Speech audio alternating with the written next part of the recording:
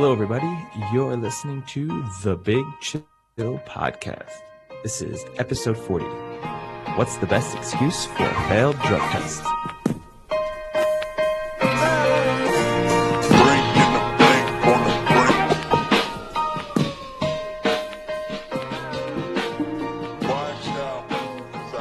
Hello and welcome, Big Chillians. Let's start by saying hello to the boys. Sam, I know we haven't done this in a while, so I wanted to go back to our icebreaker questions we like to throw out every once in a while. So I got one for you, Sam, coming live from London. Would you rather be an Olympic gold medalist or an astronaut? An astronaut. Why? I mean, well, that's pretty awesome, right? To go into space. Like, wait. There's the qualifier, right? Am I an astronaut that is going to space, or am I this kind of like trainee who never really gets there and is just waiting for his chance, but then they shut the shuttle program and it sucks? Okay, I'll give you the caveat. You do go into space, but I can't guarantee your safety. So it's not as if I think that's a caveat for most astronauts. Yeah, I know, yes, exactly. What I'm saying is it's not as if I'm saying you're going to be an astronaut and you have no risk of the fear of being an astronaut going to space. I think that's what would make me a little hesitant would be I've got to get into a space shuttle, fly up in something that has previously crashed and burned before. Not that specific one, but like a previous expedition. I mean, even if I'm just going up to do some repairs on the ISS, that's fine by me. Like, that sounds pretty awesome to have that opportunity to like see the Earth that way compared to like getting an Olympic gold medal in like rowing. Yeah, I'll take the astronaut. This is the qualifier I wanted to know. I want to know as an astronaut what I do. Like, what am I, just some random guy who goes to the International Space Station for? You go up to space. I can't guarantee what you do in space. Okay, so potentially fairly boring activity as far as astronauts go. Like, I'm not going to have any notable achievements necessarily as an astronaut.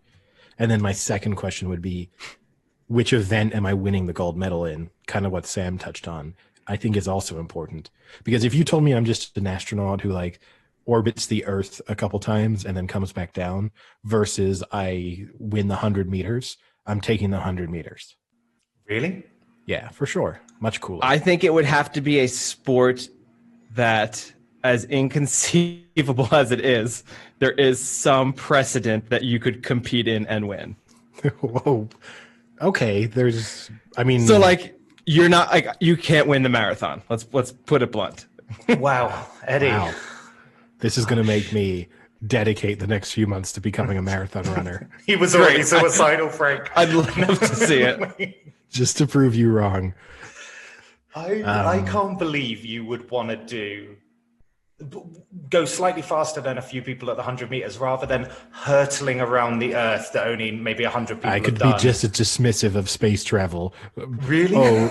Lots of people have done it by now, Sam. Been there, done that. I'm not going to the moon, am I? Well, you don't know. It sounds like it's potluck. I feel like I know more 100-meter sprinters than I do astronauts. Okay, how many? I'll give. This is a legitimate question. How many 100-meter gold medal winners, like 100-meter Olympic champions, have you met? Have I met? Met. It's obviously zero, Frank. You're thinking about it. It can be. Oh wait, I remember that time I bumped into Maury's screen. Well, I mean, there is a chance. There you go. But I have also met 2 astronauts. So I've met more astronauts than I've met Olympic 100-meter champions. What does that matter, though? Yeah, it just means in my life. And who were you more in awe of? Who were you more in awe of when you met? I had more questions for Maury's Green. Not that I got to ask him them, but I had more questions for him. Really? Yeah. I mean, he just runs. Look, if you're telling me that Buzz Aldrin was there, look, I feel like I know what an astronaut's going to tell me. I'm gonna be like, "What's it like going into space?" He's gonna be like, "It's amazing. Look, you look down at Earth and you see Earth, and you see you are See, so I don't think so. downplaying that. Like what? So you've got a billion questions for like how the knee works for a 100-meter runner. Exactly. I really wanted to know his technique, but I'm not. Look, being an astronaut is way cooler than anything I do. I don't want to come across that way. It's much, much cooler. If there's a but here. But There always is with Eddie.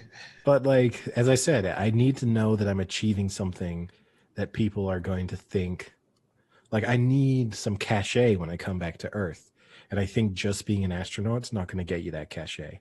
See, now I think it will, because I believe there's a lot of people out there who don't know anything about the 100-meter sprint, whereas everyone knows how cool an astronaut is.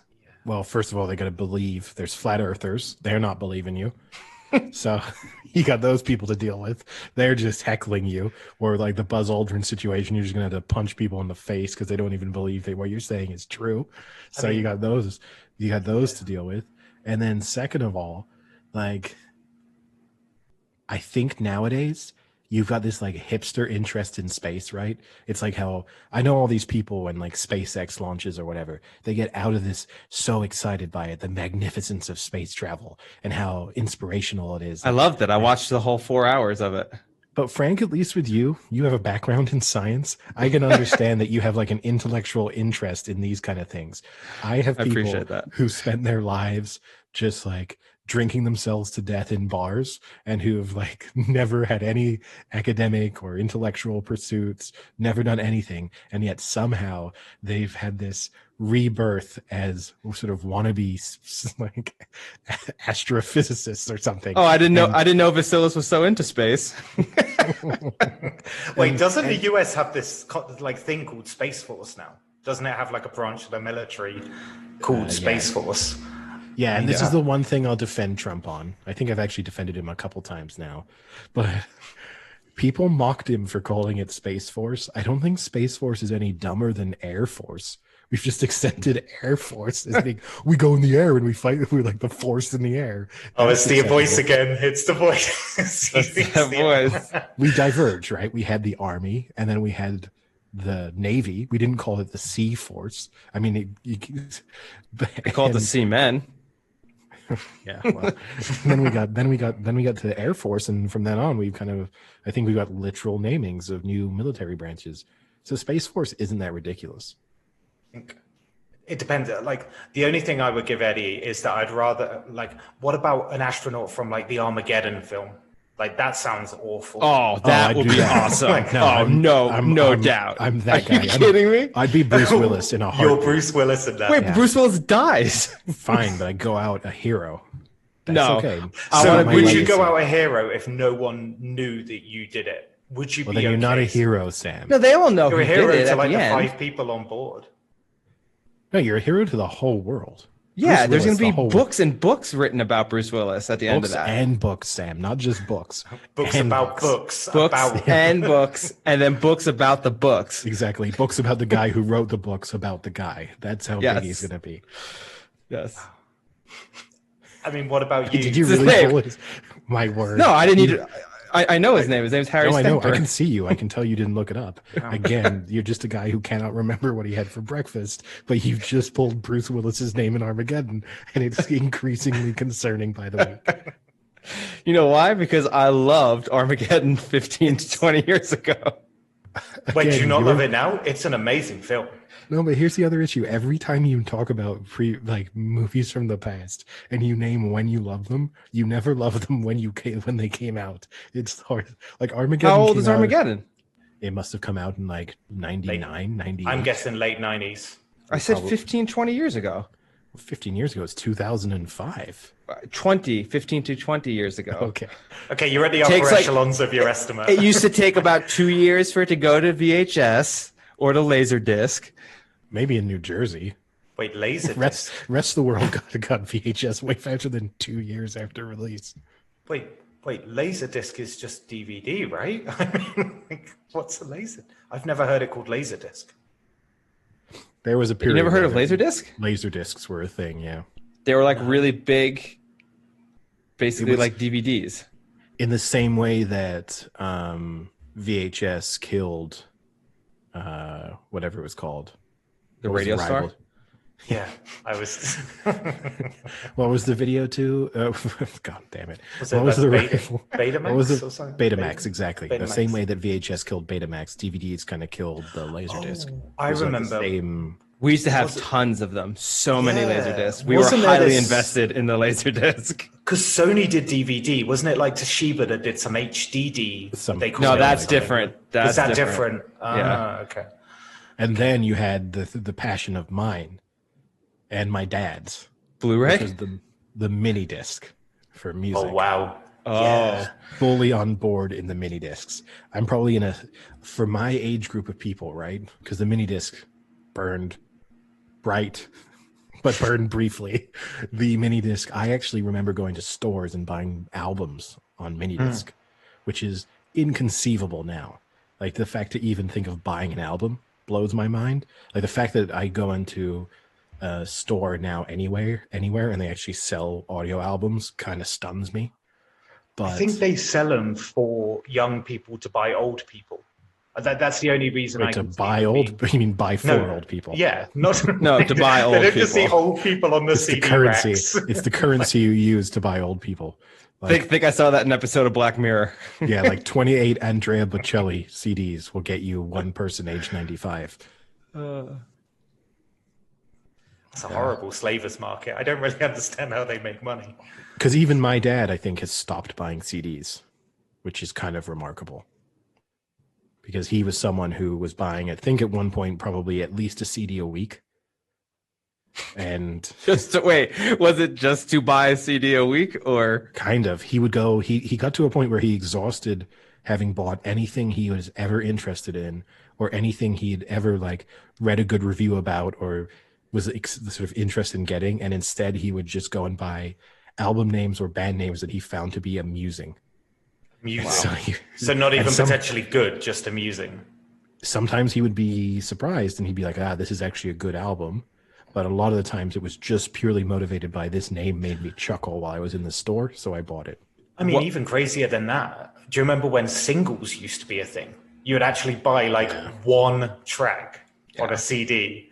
And I was also thinking, do you remember, maybe they didn't have it in England or UK, but when you used to have the company that would send you like a printout of all the CDs they had, and you could take them off and kind of like lick them to the thing and send it back with the CDs that you wanted.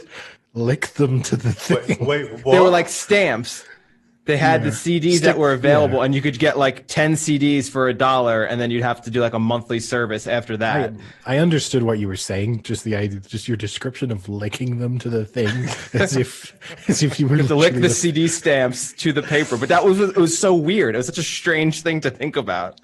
I can confirm that wasn't in the UK. No. I do remember the times when like the top 40 would be on like a Sunday, and you yourself would record it, and you would have this amazing stop-start when the radio like presenter or DJ is talking, because you would want to stop it when they're talking and then start it just as the next song was about to. So you had this amazing tape of like 40 songs. It was actually an art. That's died. Yeah, young people, they don't know how good they've got it, huh? But I mean, and similarly too, right? Like this week, Spotify has released all those. I mean, we've had to see it everywhere on social media. So right? annoying. People time after time being like, now I will say this, the people who have posted on their social media that the Big Chill podcast was in their top 5 on their Spotify most played podcasts, those I've appreciated. Those people are doing it right. But if you didn't have the Big Chill on it and you're just telling me that The Weeknd was one of your most 5 played songs, I don't give a shit. And for those of you that did have it in the top 5, we'll be sending you a very nice holiday gift. So if you do, post it. Hold on. It'll be some lick CD stamps from Frank. Yeah. When our swag comes out, when we finally have merch and we have our first merch drop, Sam the Squid T-shirt.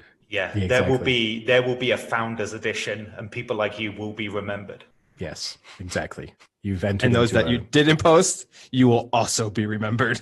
There will be retribution as well as founders. There'll be a retribution edition as well as a founders edition. Now, this is the question, real question then. Would you rather be in the founders edition of the Big Chill podcast or an astronaut? That's not even a question. There's no...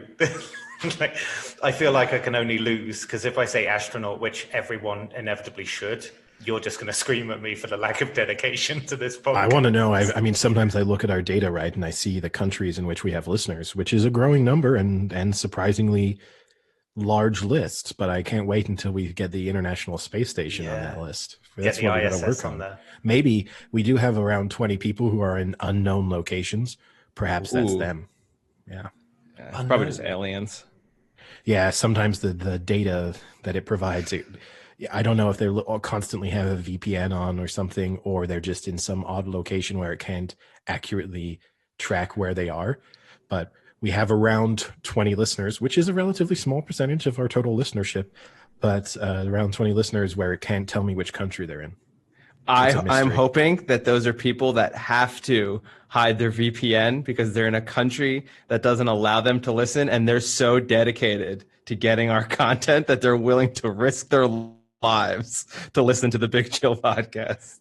You say that, but we've got like a listener in Palestine, and we've got a listener in Hong Kong. We've got listeners in China. I feel like we've got listeners in countries where I wouldn't expect people to be listening and where they might be risking their lives already. So these unknown, I mean, unless they're in North Korea, that's basically the only place that could get maybe a little bit more dangerous to be listening to us. Not that Palestine is dangerous to listen to the media, I don't think, but certainly China. I don't know if we're necessarily, I don't know what the Chinese government would think about some of our content. We've never said anything against the Chinese authority. So just to put it out there, and if the Chinese government is listening, they can sponsor the podcast. I'm happy to have. That would be one of the best plugs, like to ever do, is to plug the Chinese government. I'm happy to do some plugs for like the Little Red Book. I've got no qualms about that. Discount codes for that. That's fine.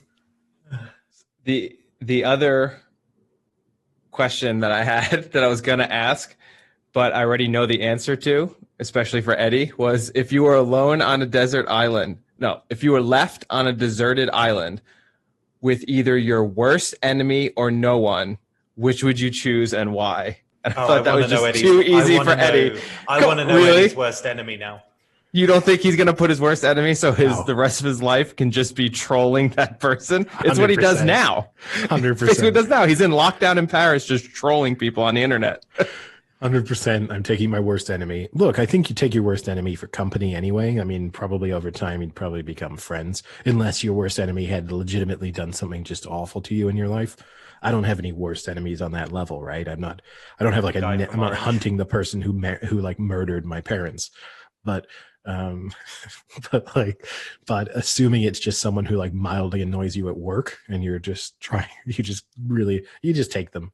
And then, you either give them a shot to try and make it up to you and make life a little bit more living through camaraderie, or you just openly start hating them and your life is just making them as miserable as possible on that island. What a person. To the level that I might even at some point ruin a possible rescue just to enjoy their disappointment. You know, like you'd have the moment where like, kind of like that scene from The Simpsons where Homer shoots down the rescue plane with a flare gun. I might do that just intentionally. Just watch the joy, just like their eyes light up as they see this plane coming towards us, and then just take full on dead aim with the flare gun and shoot it down. You totally would. Oh no, I mean I think people listening might think this is like some character I'm playing. 100% would do it. No, that is not a character. Now this spins me off. I was watching, for those who are listening who aren't aware, I'm a Blackburn Rovers supporter, and they had a relatively important victory last night against Millwall with an injury time winner from Adam Armstrong. I then made the mistake, I suppose, of reading some Millwall fan message boards just to see what the Millwall supporters' response was to the last minute defeat. some of the most vile and hateful. Yeah, I was going to say not the most enjoyable part of London. No, I mean, living up to everything anyone would have ever thought about Millwall supporters. And as part of it, it got me thinking, because a couple of them, so some of it was just pure anger and a lot of the C word getting thrown out constantly, and insults about people being northern. That was there a lot. And then, but a few of them said, well, at least it was a good match until the end. At least we kind of went right there. We just lost it at the death. We probably deserved a bit more, but it's a shame. And that got me thinking, would you rather lose a match right at the end, like they did, or would you have rather lost 4-0? I would easily rather lose right at the end, because then at least you felt as if you were in it. I'd say qualifier. Is the 4-0, did they score early? And then it was just goal after goal every 15 minutes, 20 minutes. Say whatever sport. Say if it's football, it's 4-0 and you were 3-0 down at halftime. If it's American football, it's like 31-0 at halftime. Like the game is fundamentally over and done with by 30%, 40% into the match. I'm going with that, because as a fan, it becomes a lot more easier to swallow when you just realize you were never in it in the first place. Whereas it's so wait, am I a fan or am I playing in the match? Either one. I'm going to say as a fan. Say fan, because this was based off the Millwall fans' reactions, right? I don't know how the players felt. Yeah. So, yeah, I'm going with that as a fan. I think it's easier just when you know you're getting spanked from minute one. And I'd rather have the hope. I think you'd rather lose at the end, because at least that way you can say you'll have to suffer more, but at the same time, at least you can say in your head, we were at that same level. We just lost it at the very end. You know, like we were just as good. If one little thing at the very end turned out differently, we could have won. Versus if you lose 4-0, it's like, oh, obviously we weren't anywhere near as good as that team. We didn't really deserve to be in the match. You know, so like the heartbreak will hurt more, but then you can rationalize it better by saying, you know, at least we deserved to be in that match. Like we could have won it. We are a good team. I mean, here's the thing, right? You remember those last minute losses or those heartbreaking losses. Like just think of like England against Germany in the penalty shootout in '96. Compare it to like, I remember. Yeah, come on, Frank. You can't forget that. No one can forget that. Never forget, RIP. But compare it to, say, RIP. A year or two ago, I think England got trounced by the Netherlands in the Nations League semi-final. Never in it from minute one. I was pissed off throughout the game, but by the end of it, I've completely forgotten about it. I was like, we were shit and deserved to lose. And that's the other part of it, I would say. Usually, if you're going to get spanked 4-0 and they're just better than you, I think it's easier just to come to terms with you were beaten on the day and they were better. Then it is like a heartbreaking loss where you could have 30 shots, you could be absolutely destroying them, and then they nick it at the end. See, I disagree with you. And I think fundamentally, to me, this is like kind of hard for me to express properly, but I actually think the most enjoyable thing about being a football supporter, a sports supporter in general, fundamentally, is coming close but not winning. That the disappointment is heartbreaking, but it's the heartbreak that like keeps you attached. Is that how you rationalize your deposit after deposit in Bet365? Yeah. He's got that above his mirror every morning, like written. No, but I just think I think winning is boring. I'm eternally grateful for the fact that most of the sports teams that I have developed a lifelong passion for are fundamentally not winners. And I think life would be so much more boring. I look at Manchester United supporters, or if I look at New England Patriots supporters, or, you know, whoever it is, I don't know how you stay interested. I just feel like you're rereading the same book. And to me, the heartbreaking last minute crushing defeat, even though in the moment, it might be the most painful thing you've ever experienced in some respects, it's that thing that just like keeps you in there. And that is such an epitome of your betting philosophy. It's unbelievable. It explains so much about you. It's amazing. I think it explains a lot about my life in general. Another one loss. I gotta get back in there. I can win it. It's like he is the gambler's fallacy in a moment. But I think I don't want to win this bet. I want to lose the bet so that way I can rebet and win that bet.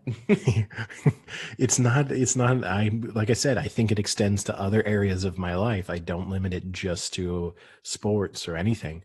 But I do think that fundamentally, like I'll put it this way: I think if Blackburn got back to the Premier League. Like, I like the fact that I can hope that they win the championship. I can hope that they get promoted. And whilst that's a huge success, it's one where there's more success to hope for, right? Like if England won the World Cup, take it, in football, isn't every World Cup after that less interesting? No. Really? Once every 4 years. No, it's not like there's a constant thing happening about it. There's always a new team. There's a new feel. There's a new location. It's always different, the World Cup. You could take the Triple Crown as a pretty good example. So leading up to American Pharoah winning, it was all the rage. Is there going to be a Triple Crown? Is there going to be a Triple Crown? And then Pharoah won, and then Justify won the next year, and no one really cared. Yeah. And you could argue that Justify was probably the better horse of American Pharoah between those two. So, and even with that, it got much less publicity than American Pharoah. People don't even remember Justify compared to American Pharoah. I think more people know American Pharoah, the name.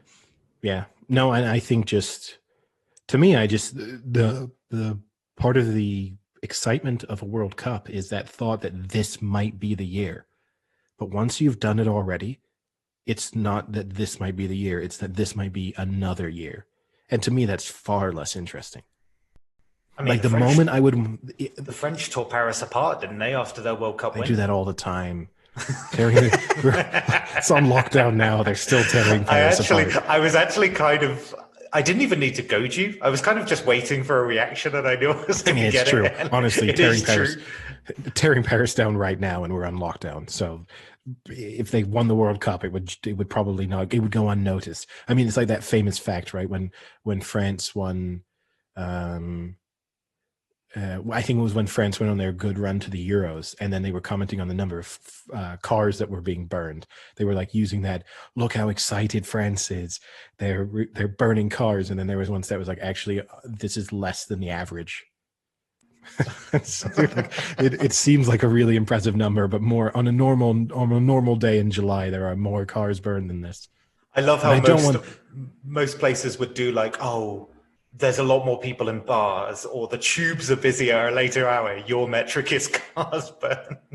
Look, I don't want to be one of those. I don't want to try portraying this as like I live in this awful socialist country and Americans should hate it. France is a wonderful place, and people a lot of times are tearing the country apart for the right reasons.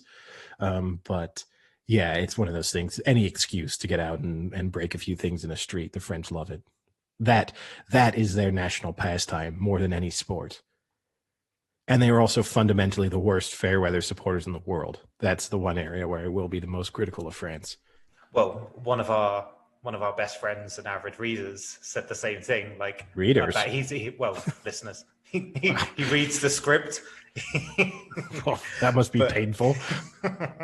But he mentioned last night about the Man U defeat, and he said, like, if there's a set of fans that I do not want to lose to, it's Paris Saint-Germain fans. So, I have an idea of who this listener is. Yeah. And I have a feeling he was not happy. We haven't sent you the transcript, I guess. No, I sent him some of them. It is some of the angriest, even by his standards, some of the angriest that he's been in recent times. It was quite a vicious attack on the referee and on several PSG players. They are a very unlikable team. Oh yeah, I mean we dedicated an entire podcast to this fact. Yeah. I mean this is old ground for us, but yeah, they are not a great team. I mean that in the sense of their character, not in terms of the quality of their football. Speaking of Champions League results, Frank, when it comes to English football, I think I have a new favorite player for you. separate my original, not when it comes to English football. When it comes to world football, I think I have a new favorite player for you. And it's because someone unexpected quoted one of your favorite sort of sayings from English football. Oh. So what is one of your, when you think of... Can you do it on a rainy Saturday in Stoke? Well, yeah, not a rainy Saturday. But not a rainy Wednesday, isn't it? It's a cold, wet Tuesday. Right. Cold, wet Tuesday, Wednesday, midweek. A rainy Saturday. Can you do it on a regulated day of sport? Yeah. Can you do it in a dome with no crowd? Very specific. Can you do it at an official 3 o'clock kickoff on a Saturday? Yes, you are correct. The rainy day in Stoke reference. Rainy, cold in Stoke, which is one of your favorite. Love it. Frank says it all the time. Well, it was obviously not fully correct. I don't say it. No. Well, someone who also didn't say it in a fully correct way a couple of nights ago, and someone who you wouldn't have expected to reference it in a match where you wouldn't have expected to have heard it, was Thomas Muller after Bayern Munich's 1-1 draw with Atletico Madrid. And in his post-match interview, talking about the fact that it was a little bit of a struggle and maybe not the prettiest match in the world, he said, "It's like the English say it.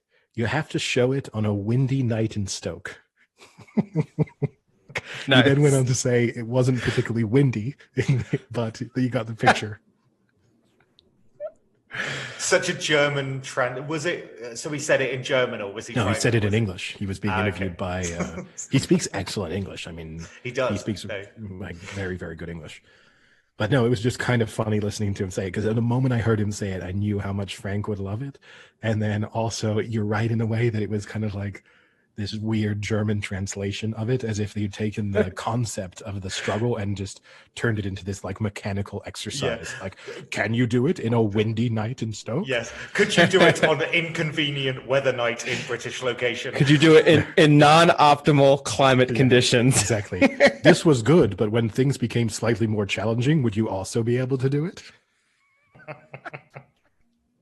It's like someone Google translated it for them. Yeah, but it was funny, and he was really pleased with himself. He made himself laugh. So yeah, Thomas Muller now. Muller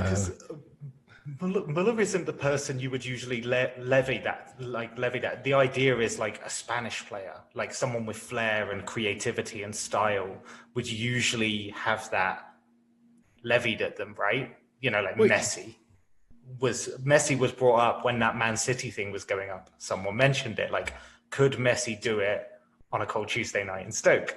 And I think that's who it's levied at. There's not many German players that I would say would have a problem with. No, I think Thomas Muller is extremely well suited to playing in the Premier League. Would have had a fantastic career if he'd moved to the Premier League he's 31 now. He'd still be great, but if he'd moved earlier on, he would have been great. And speaking of the prospect, I guess, of Thomas Muller moving to the Premier League, the visa requirements, work permit situation for the Premier League, for the Football League in England, post-Brexit, so that will come into effect as of January of 2021, were finalized this year. And it's going to make things a little bit interesting. I mean, they're not the most excited. Basically, it's a point system based on if you've played international football, how good the international team you've played for, if you've made under 21 caps and senior caps, how many first team appearances you've then made in domestic football, the quality of the team that you're coming from, their sort of continental coefficient. And to me, the thing that bothers me about it is I don't think it will change much for teams at the top, because obviously the players that they tend to sign will probably have enough points. Also, I think the size of the transfer, the scale of the transfer is also factored in. So obviously, even if you're signing an unknown player, if you're spending £50 million on him, he's going to get a work permit. So for top clubs, it doesn't matter. And in addition to this, you already see all of the top clubs now taking charge of smaller teams in Europe so that they can have a feeder club system that's even more advanced than the feeder clubs have been in the past. To me, it seems like this is just going to punish smaller teams, because the type of foreign player that you would sign is not going to meet the requirements under this new point system. And in addition to that, you're not going to be able to set up the sort of necessary system in place to be able to send someone out on loan for a couple of years before then they qualify and then they come back to you. Yeah, I think what's a shame about it is that one of the great things that smaller clubs in the Premier League do is they find these kind of hidden gems, maybe in like Eastern European leagues or, even further abroad into like kind of South America. And it's just going to make that harder. And it's not going, you're not going to have as many opportunities with that. And also probably what it's going to do is it's going to inflate transfer fees, right? Because now British clubs will know that there'll be a certain amount of money they have to put forward to make it look credible enough to then pass these exemptions. And I think that's all it's going to do. It's going to inflate people because they know for a British club they have to justify it to the authorities more to go against this point system. But then it's also, I think you're just going to see less of these, like, I know it's a bad example. It's a really bad example because it's wrong. But like the Anelkas, when they get signed for like 500K and then suddenly become these incredible players, like that's a great thing to see. And I think these rules are just going to restrict it. I also saw that they now restrict under 21s overseas to like 6. And that just, you could look at it two ways. You could say that English clubs have to look closer to home now and homegrown talent will develop and stuff like that. But I mean, the crop that England have at the moment is good and it hasn't had those restrictions. So I think it's only detrimental. To be honest, the whole thing's pretty detrimental, but yeah, specifically this. Yeah, no, it's not as if this is the only downside to Brexit, but it's definitely not one of the positives. And ironically, it's probably going to be the way that many people who voted in favor of leaving are going to have the sort of clearest impact on their lives. I know that they'll have bigger impacts in terms of the cost of living and all sorts of different things, but football supporters who voted to leave and who do not think about, are unable to kind of see the significance of certain sort of government policies in terms of how their day-to-day life is lived, are now going to have an understanding of the fact that they can't sign this player from Spain because he doesn't qualify for a work permit. Yeah, so it's interesting what you say about people that kind of, they don't know the realities of their vote until they actually do it. Like, have you seen recently with this vaccine coming out for COVID? A lot of the airlines have now come out and basically said, well, we're going to make it a requisite that you have the vaccine in order to fly with the airline. And that's completely the right way of doing it. And it's interesting that you get all these people coming out about saying, like, oh, it's got microchips in and the government are going to be able to detect your location and stuff like that. And then when they're questioned, when they're like, well, you won't be able to travel to Ibiza next summer, all of a sudden they're like, well, I guess if I've got to have the vaccine, I'll have the vaccine. And it's amazing how people change from these pie in the sky theories when they're actually hit with a dose of their reality. And so I just thought that was interesting. Yeah, plus we're all scared, right, about the government tracking what we're doing, and yet we'll download apps and give it full authorization to track our movements and know where we are at all times and to like share data with other apps. That's not scary. We're fine with Facebook having all our data, but the government, that's not good. Yeah, the government's usually a terrible starting point for data collection and retention, isn't it? It's so dumb. The whole vaccine thing's so dumb. And but also, anyway, just to make a point, by the way, the British medical guy that came out today and he was like, the reason we approved it quicker was because we're better than France, Belgium, and America. It's just like, what a moron. Sorry, I just wanted to say that, but what an absolute moron. Maybe he's right. But talking about a point system being used to just determine whether or not people get work permits, over the course of this NFL season, we have been using a point system to determine how good we are at picking games. And I have the last two have been, the Muller one was okay. This one, a bit of a long-winded one, but okay. I like getting live. I get live feedback to my segues. So this time I have our scores from after week 13, after week 12 even. Sorry, week 12. I wish I could give us our scores after week 13. That might help me out a little bit. It's fair to say that no one had a catastrophic week. First time in a while that everyone did okay. The disappointment for us is we all went 6 for 8 against the spread. So, and I will say this, we all had a number of teams, a kind of backdoor covers set on several occasions that hurt us, where we picked the right lock winner. That backdoor tight. Yeah. I mean, the Steelers, a backdoor cover, just a number of them where Eagles. Eagles, yeah. Quite a few where we could have done a little bit better, but that takes our against the spread record. I am now 86, 85, and 3. Frank, you are 80, 91, and 3. And Sam, you are also 80, 91, and 3. So the two of you remain inseparable. In our money line picks, I went 9 and 5. Sam also went 9 and 5, and Frank went 10 and 4. Oh, suck it. And so that means that I am now 121, 52 and 1. Sam is 108, 65 and 1, and Frank is 110, 63 and 1. Hang on. There's got to be a mistake here, because I was ahead of Frank last week on the against the spread, and we both tied. No, you're sorry. Yeah, you should be level. I added that up wrong. You were one ahead last week, and you are now. If you see, there's an error in the here. If you're looking at the spreadsheet, if you see I can't trust any of these results. Every week we've got errors. Every week there's something wrong with the spreadsheet. Hey, it must be. Last time I checked, Excel can sum. I'm not going to throw any under the bus, but I did have to correct the money line because you did get them wrong as well. You actually had me down as 11 and 3. Wow. So I had to change it. Oh, I see what's going on here. I love self-sabotage. Yeah. Okay, I'll tell you what. We'll clear this up, and next episode I will come back with clear numbers, and I really, really, really hope that Frank looks even worse after I've adjusted. I hope. Okay. Okay, Pennsylvania, really Georgia. Yeah. But I'm fairly. I think the numbers are accurate. It's just that this week's additions were not good, but there's the fundamental base. The numbers are good. Yeah, I'm going all in this week. Oh dear. Oh yes, because it must be said. Bets of the week. There were no winners. Sam and I, who had an identical bet of the week, both lost on the Raiders.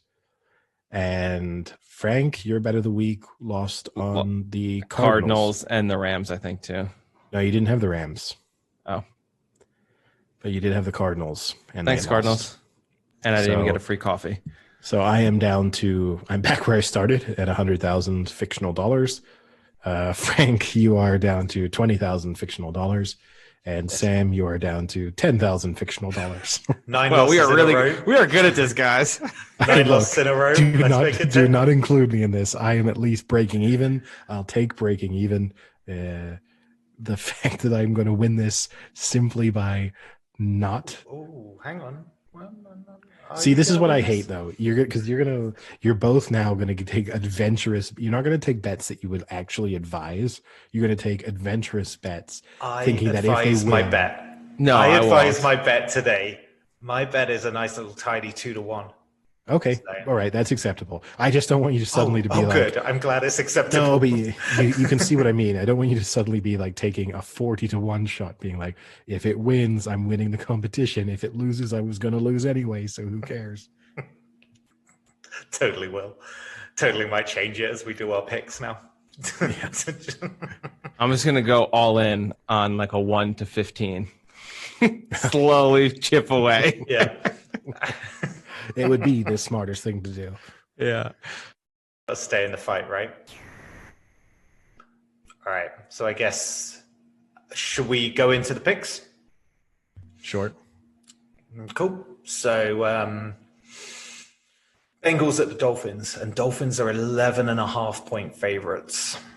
I've not got a lot to say on this one, in a sense that I just think that the Bengals are so bad now that obviously picking them to not lose is impossible.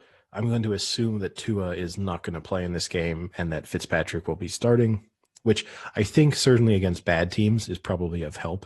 I definitely think in terms of picking them to cover such a big spread, it might be, I think you got a better chance with Fitzpatrick than you do with Tua of a blowout, just because the way he plays, like if everything works well with Fitzpatrick, they could score 40 or 50 points. I'm torn because I don't think the Dolphins are all that amazing, but I am going to take the Dolphins to cover the spread. And I don't really like that I've done it. Okay. Yeah, I'm not too dissimilar. I mean, they covered the spread, didn't they, against the Giants? But it was that huge, what is it, 103 yards? What is it, like the second longest return in history or something like that? So, I mean, they had a couple of things go their way that meant they covered it. And when you really look at it, I can't see the Bengals really scoring past like 15 in this game. They really didn't have anything to drive them in the previous game against the Giants. They're coming up against a better team. It's a pretty unfortunate one for the Bengals, but yeah, I'll take the Dolphins and the cover, even though, same as Eddie, the spread worries me on this one. Yeah, I'll take the Dolphins to win. I'll take the Bengals with the spread. Would you say it was 11? 11.5. Oh, way better. Okay. Yeah, I'll take the Bengals. I just don't. I don't know who's starting for the Dolphins, and I think, like Eddie said, that's a very accurate statement. If Tua does start, so supposedly it's still Tua's team, and he has been practicing. So if they're still going to give him the ball as a starter, then I would be okay taking the Bengals because I don't think Tua can put up that many. I think right now they just want him to be more of a game manager. And 11.5 is a lot of points. So I'll take the Bengals. Not Thursday a game night. I'll be watching, like Eddie would say. The Thursday night games really have been pretty uninspiring this year. It's not Thursday. It's not Thursday. There are no Thursday ones. Okay. We once again get treated to the magic of a double Monday and a Tuesday night game. Great. There's actually a lot of big spreads this week when you look at them. And in our last episode, right, we discussed the potential inconsistencies in terms of when the NFL was delaying or postponing games. They basically came out and made a statement saying that they would only postpone a game if they thought it was for medical purposes, as in that the game being played put more people at risk. They will not postpone a game if it's a Broncos-like situation where you are simply missing players. If they think that you can then limit the spread of the virus to the players who are then not involved, they will play the game regardless of who it is and who it leaves the team with. Now, that will be interesting to see when you get to the playoffs, or if potentially you had a Super Bowl and, you know, the Chiefs, for example, are in the Super Bowl and Patrick Mahomes, Travis Kelce, and Tyreek Hill all test positive.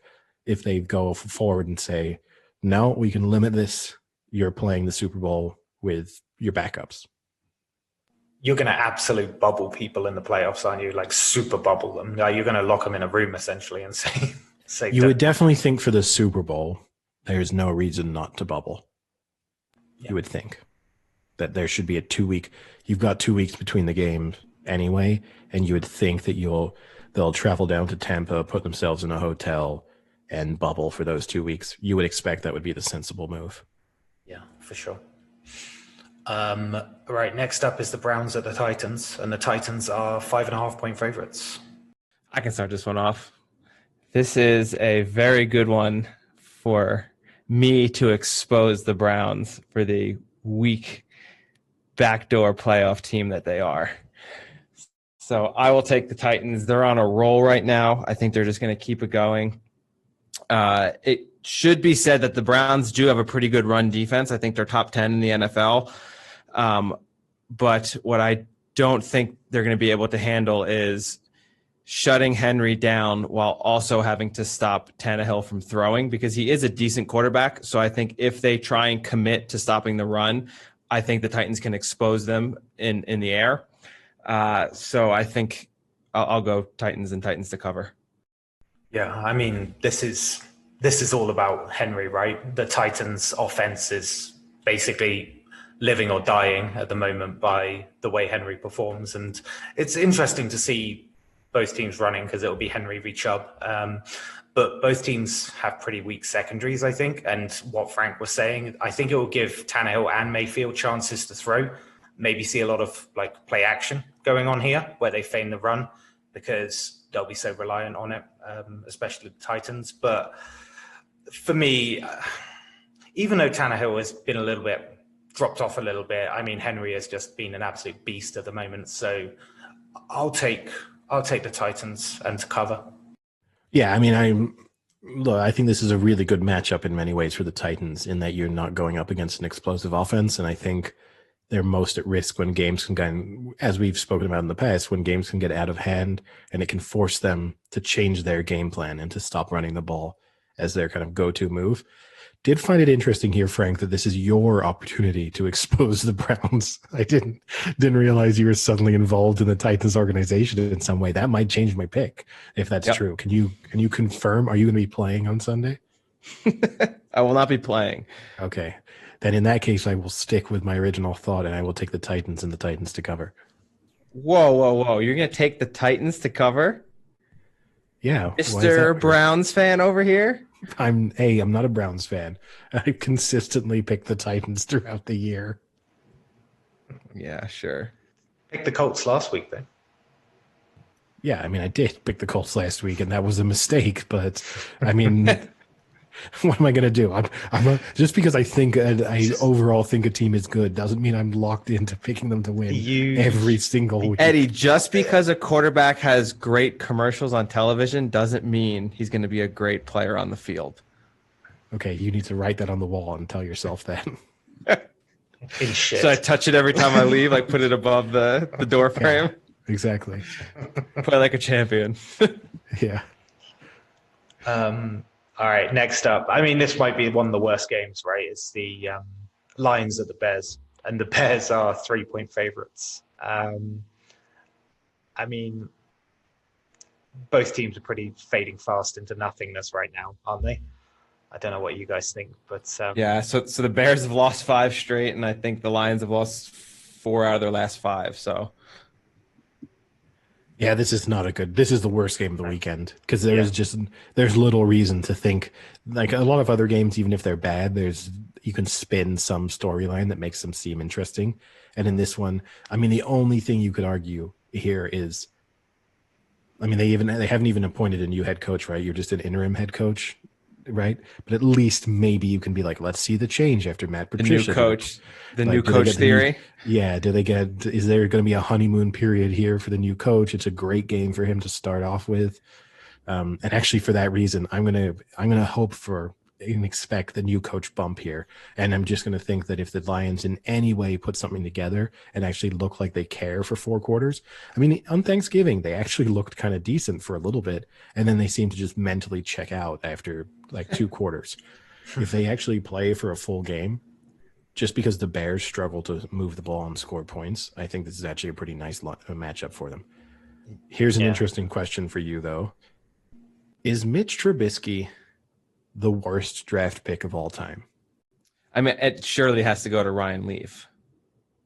Is it, though? The difference here being they traded up to get him. They did trade up. And then Patrick Mahomes is then drafted 8 picks later. And then 10 or 12 picks later, you have Deshaun Watson drafted. And in actual fact, when you look through that whole draft, there's a ton of Pro Bowlers. There's a ton of like very good players in different positions. But just if you were intent on taking a quarterback, the fact that they traded up and then took by far the worst quarterback in that first round and have passed on one quarterback who may now go on to be one of the greatest quarterbacks of all time and another one in Deshaun and Watson Mahomes. Yeah. I knew it. I knew I was setting you up for your Texans love. The thing I will agree with you on is coming out of college, Ryan Leaf was still pretty highly regarded. I remember when this draft was coming up, there was a lot of people saying, why are the Bears this interested in Trubisky? You know, there was a lot of praise for Trubisky, but then there was a ton of criticism on Trubisky. You know, he wasn't a shoe-in pick. You know, it's not like the past few years when it's, oh, these are going to be the first QBs drafted. They're all clearly super talented. He had a lot of question marks on him. And I believe he only started 1 year, right? Isn't he the one who only started his senior year at North at Carolina? UNC? Yeah, I think so. Yeah. And it wasn't that great of a year. It was more he just had the prototype of being an NFL quarterback. So in that regard, it probably could be one of the worst ones because there was a lot of teams that wouldn't have even taken him at number 2. But then for a team to trade up to get him and have him be this bad is I do feel bad for him though when I watch. He is someone I genuinely feel bad for because it's an absolute shit show.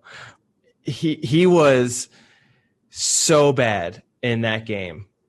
It was tough to watch. Yeah. I mean, I don't know if I feel bad for him. He seems like a nice person. I will say that much, which is not always the case when you talk about professional athletes, and especially when you talk about professional football players. He actually seems like you could get along with him and have a nice time talking to him. He seems like reasonably intelligent, although he kind of looks stupid. Like he's kind of got a dumb face. But well, that's the type of insight we can provide on the Big Chill podcast. He looks stupid with a dumb face. He's such a dumb. I break down his mechanics. Dumb one. Gum. You know what that one's from? No. Night at the museum. Oh my God. The Easter Island statue. Such photographic memory of the most pointless stuff. That being said, I did just look up Ryan Leaf's career statistics, and they are pretty atrocious. But I do agree with you. I think the difference, too, is like it was legitimately, I mean, obviously I was kind of too young to necessarily appreciate the debate at the time, but very clearly, even if you were in the Peyton Manning camp, it was one of those debates of like, these two are both going to be really good. Which one are you taking? Whereas the Trubisky one was like, oh, okay, you're interested in that guy. And not that Mahomes was a like home run coming out of college. That does have to be considered here. Like, and Tyreek Hill thought he was garbage. See that quote? No.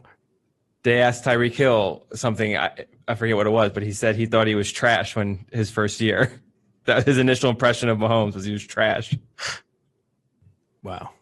It's just because he's a system quarterback anyway. We'll see what he does when Sandy Reid's gone.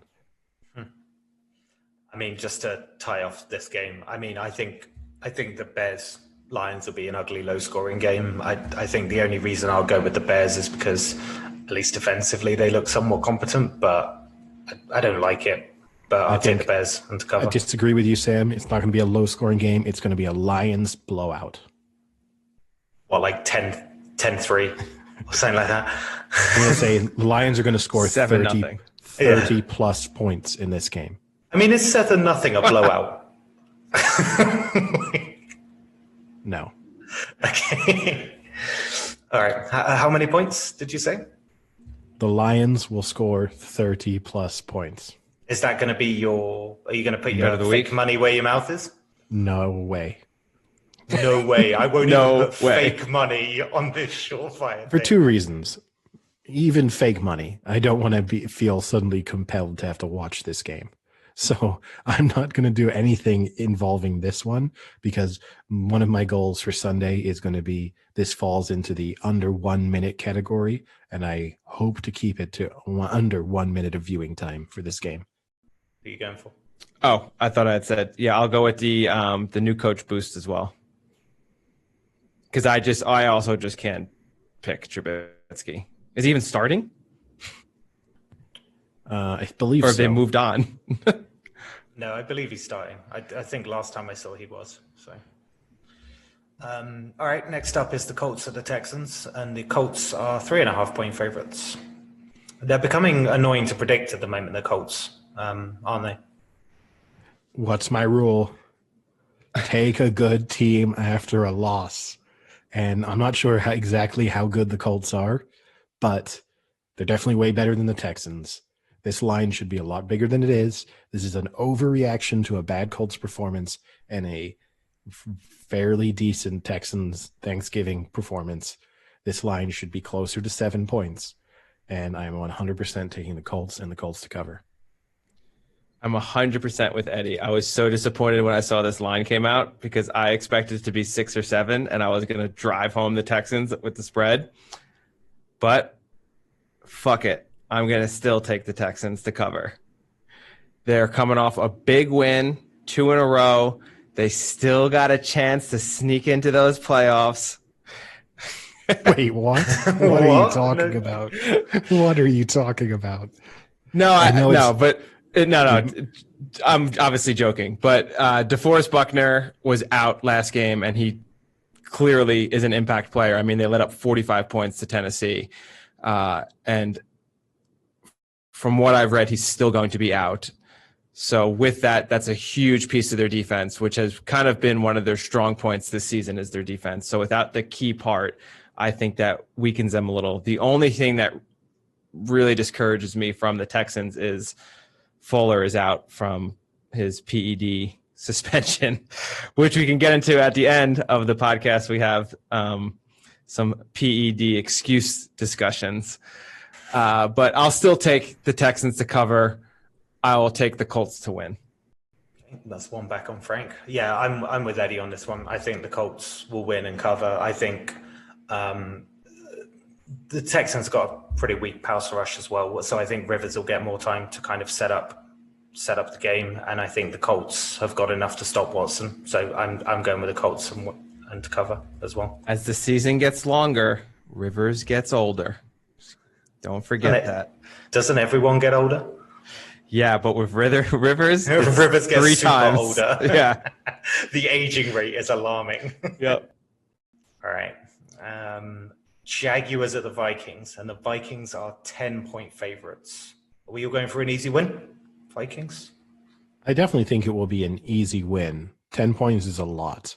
And I'm going to take the Vikings minus 10 here, but I fundamentally don't think that this Vikings team should be favored by this kind of this number of points. I think their performance a couple weeks ago against the Cowboys shows you why. Because there's just no real guarantees here as to how well they'll perform on all sides of the ball for 4 quarters.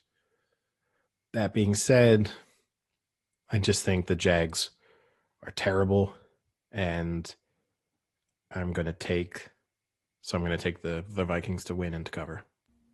Yeah, I think the Vikings will bounce back from the Panthers loss as well? Did they lose to the Panthers? I can't remember actually, but no, the won. Vikings. They won. They won and then lost it. Yeah.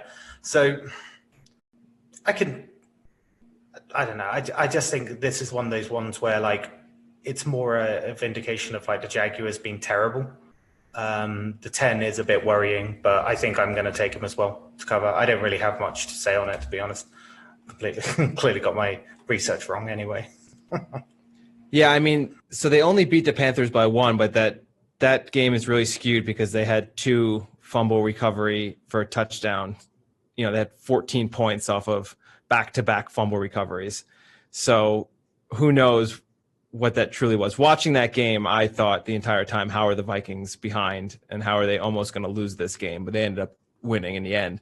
What I will say, though, is with the Jaguars, switching on to Mike Glennon seemed to do something for their offense.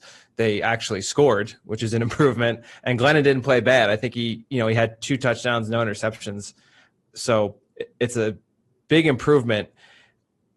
I will take the Vikings to win, and I'm talking myself into the Jags to cover only because 10 is a lot.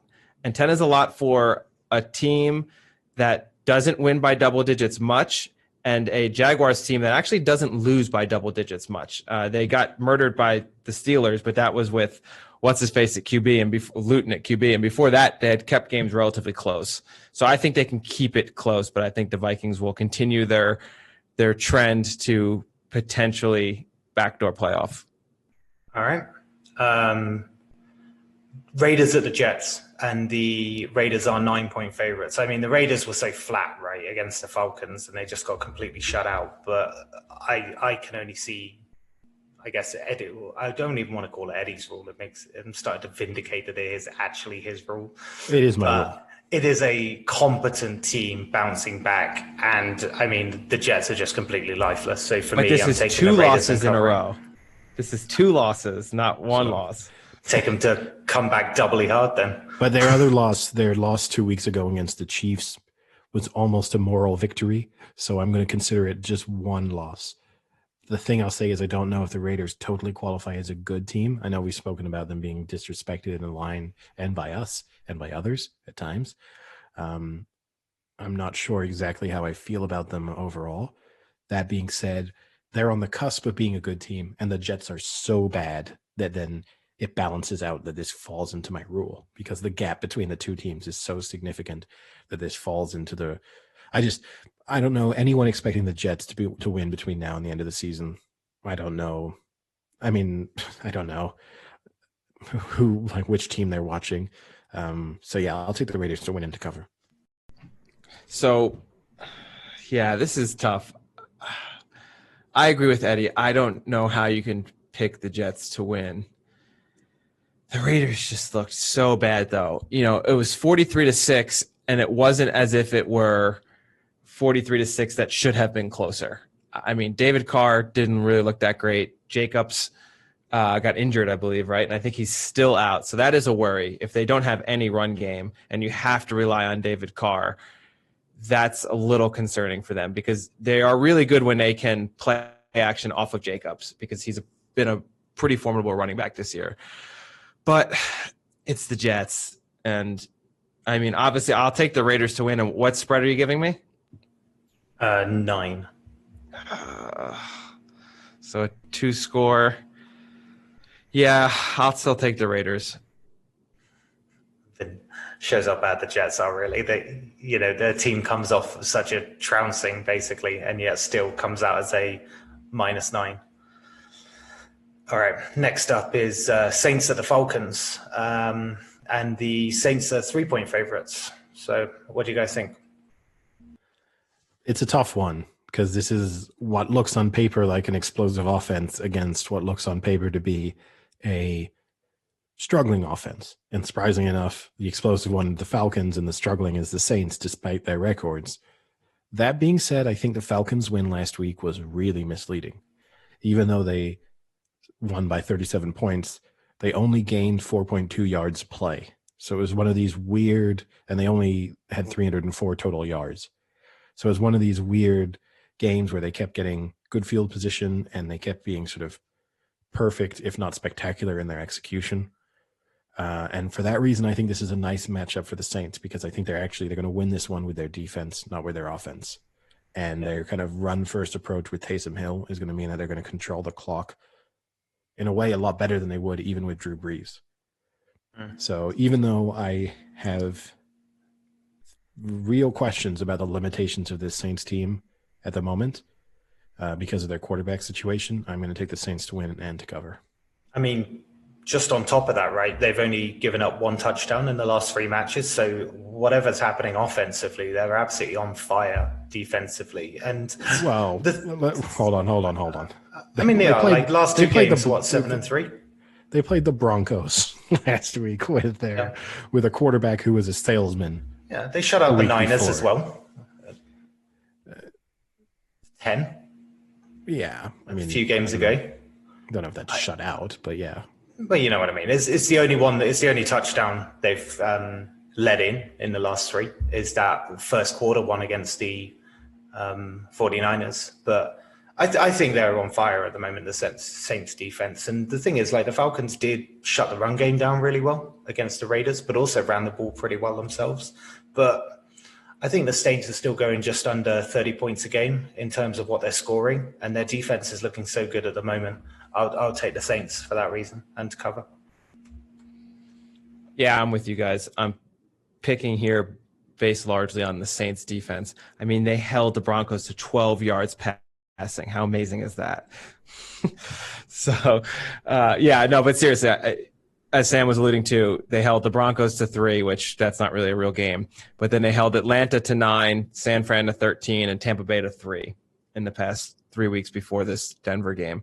So I'm thinking more of a repeat of when they played the Falcons 2 weeks ago, where you had Taysom Hill.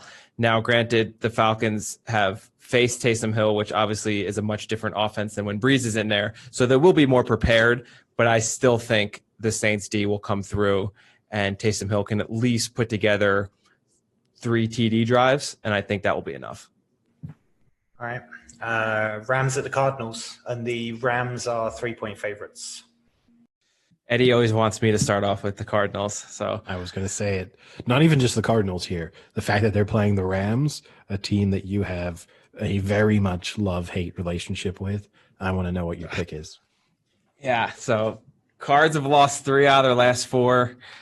And Murray's play hasn't been as good as it was at the beginning of the season, whether that's him, there's speculation that he has some injuries, or if teams are just figuring out how to stop him, which is more likely the case.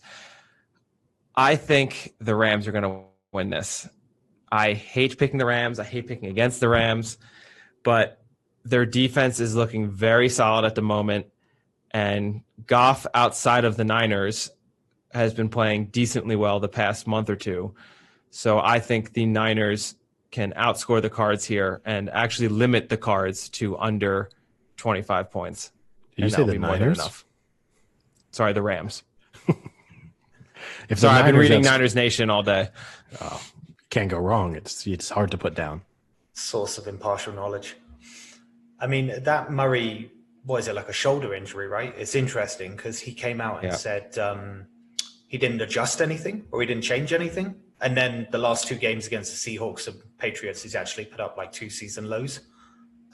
So either he's lying or he's been found out, I guess, in that respect. Obviously 2 extremes, but it's interesting when someone's talking about an injury and they say nothing's changed or nothing's bad, and then they post 2 season lows in a row. So I think the Rams defensively are really good.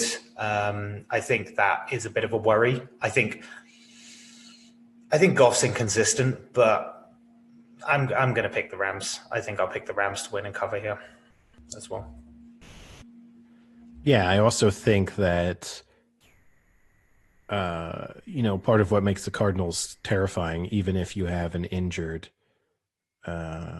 Murray, is the idea that the way he can escape pressure and scramble and turn what look like losses into gains.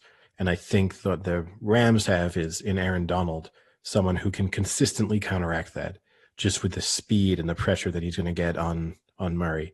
And so for that reason, I actually feel, and then you just factor in the Cardinals defense, it's just not good. And so I think the Rams will be able to score points pretty consistently. So I'm taking the Rams to win and to cover. Maybe one of the locks of the weeks here. We've got the Giants at the Seahawks, and the Seahawks are 10-point favorites. And from what I saw, Colt McCoy starting for the Giants. I don't know if you guys have seen that, but I looked at his record and there's like 7 starts in 9 years for a veteran. I'm not sure how to take the Giants there, but curious what you guys think. I always kind of liked Colt McCoy.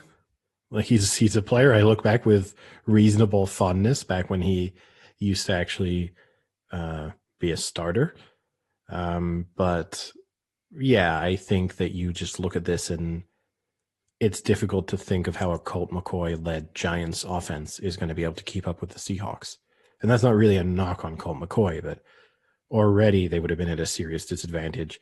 And now the fact that you are having to turn to a backup quarterback who's, mediocre at best, this just seems like a great matchup for the Seahawks. So I'll take them to win and to cover.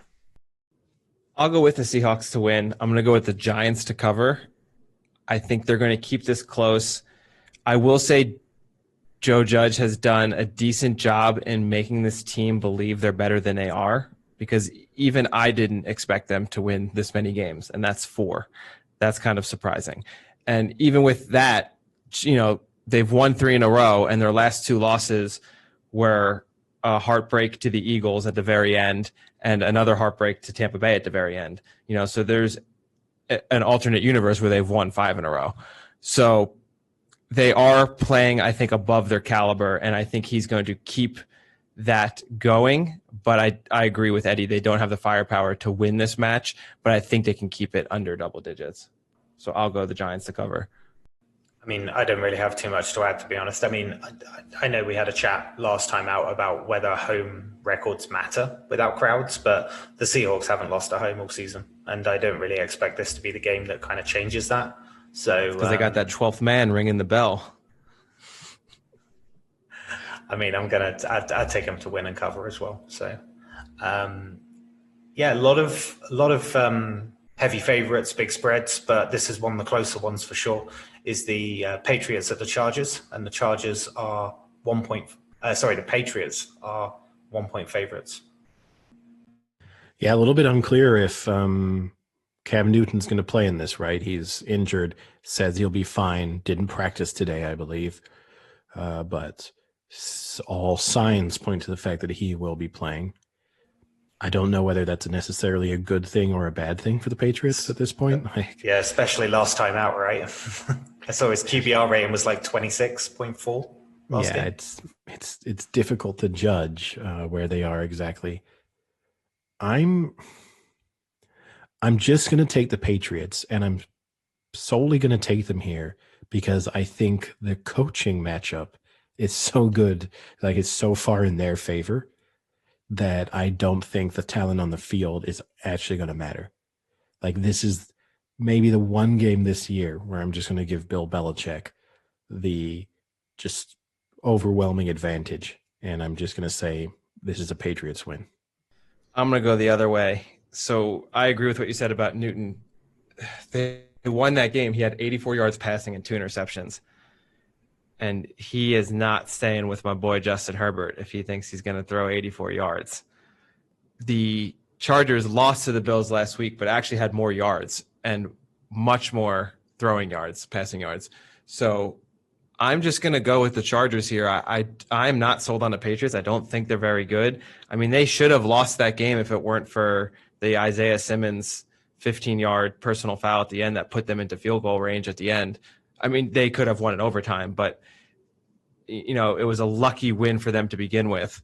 And I think their luck's going to run out here. I think the Chargers are going to take it to them. Just Justin Herbert's stamp for Rookie of the Year. I mean, stamp it after this game. You're kind of just relying on Herbert, though, right, for this game? Because the thing is, with Cam Newton, right? Yeah, 26.4 in the previous game, but against the Texans, he threw, 365 yards? Granted, only 1 touchdown, but the QBR rating was nearly like 120. So he's inconsistent, but he can play really well. I think what's interesting, though, is that I think the Patriots, if they run the ball, they're good. I think they average yards per carry at the moment at like 4.5, 4.6. So if they run the ball, they run it well and they progress well and they can control it. So I don't think Herbert alone can help the Chargers in this game. And I take Eddie's point about the coaching setup as well. I just think the Patriots have more available to them to get them over the line against the Chargers. Whereas if Herbert underperforms, which is entirely possible, they'll probably lose. So I'm going to take the Patriots and to cover as well. Well, cover, just win. So, yeah. Next up is the Eagles at the Packers, and the Packers are 8.5-point favorites. Yeah, I mean, I know we discussed obviously in the last episode the Eagles' semi-remarkable cover in their previous game. I didn't see anything about that performance to make me think that they are going to be capable of keeping pace with the Packers offense that does consistently put up score points. That being said, I did have an interesting now obviously Tom Brady is off this week. So this is a Tom Brady Aaron Rodgers comparison, but not one that obviously we can't really speak about it in the context of Tom Brady this year. But since 2018, Aaron Rodgers has thrown 10 interceptions. So that's in 43 games. This season, Tom Brady, in 12 games, has thrown 11 interceptions. I thought it was kind of an interesting comparison over Aaron Rodgers does get forgotten sometimes in all these discussions. I know we've talked about that over the course of this season too, and even in the MVP race, often overlooked. But I am going to predict that the Packers win this at a canter. So Packers to win and Packers to cover this spread easily. Oh, at a canter. At a canter. Wow. Wow. I like that one. I'm just going to go with I'm actually going to take the Packers to win, but I'm going to take the Eagles to cover. And I think there's a bit of desperation with the Eagles, and they notoriously have this ability to come relatively close with bigger teams.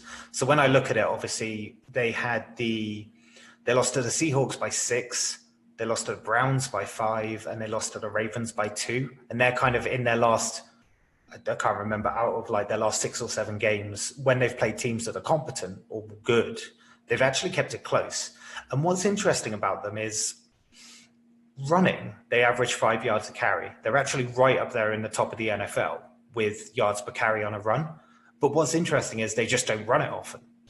They have run, I think it was fourth, the amount of runs they've attempted was like fourth last in the NFL. So they have a good running setup. They just don't use it much. And Wentz is the bad apple in all this, right? He's going to be the one that loses it for them, and you'll get that canter that Eddie so beautifully and eloquently has now coined. But I'm going to take the Packers to win, but I'm going to take the Eagles to cover the spread. Spread Eagle. That's quite good, actually. I'm going to take Aaron Rodgers spread Eagle. Yeah. So I'm going to take the Packers win, but I'll take the Eagles to cover. What's the worst comparison statistic?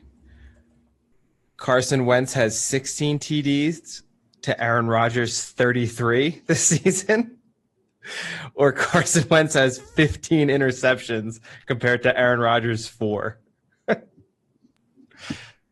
What's worse, three times as much picks or half as many touchdowns? But yeah, I would say the turnovers. I think picks are worse. Yeah, but they've also got 7 2-point conversions. Yeah. Oh, thanks for rubbing that in, Sam. Really appreciate that rub in there. And that's one of the reasons I'm taking the Packers. This is a revenge bet. The Eagles should not have covered that. They should have lost the double digits to the Seahawks, and I think the Packers are a better team than the Seahawks. So I think the Seahawks are going to thromp them. Coined. Nice. I mean, the Packers are going to thromp them. I think I said Seahawks.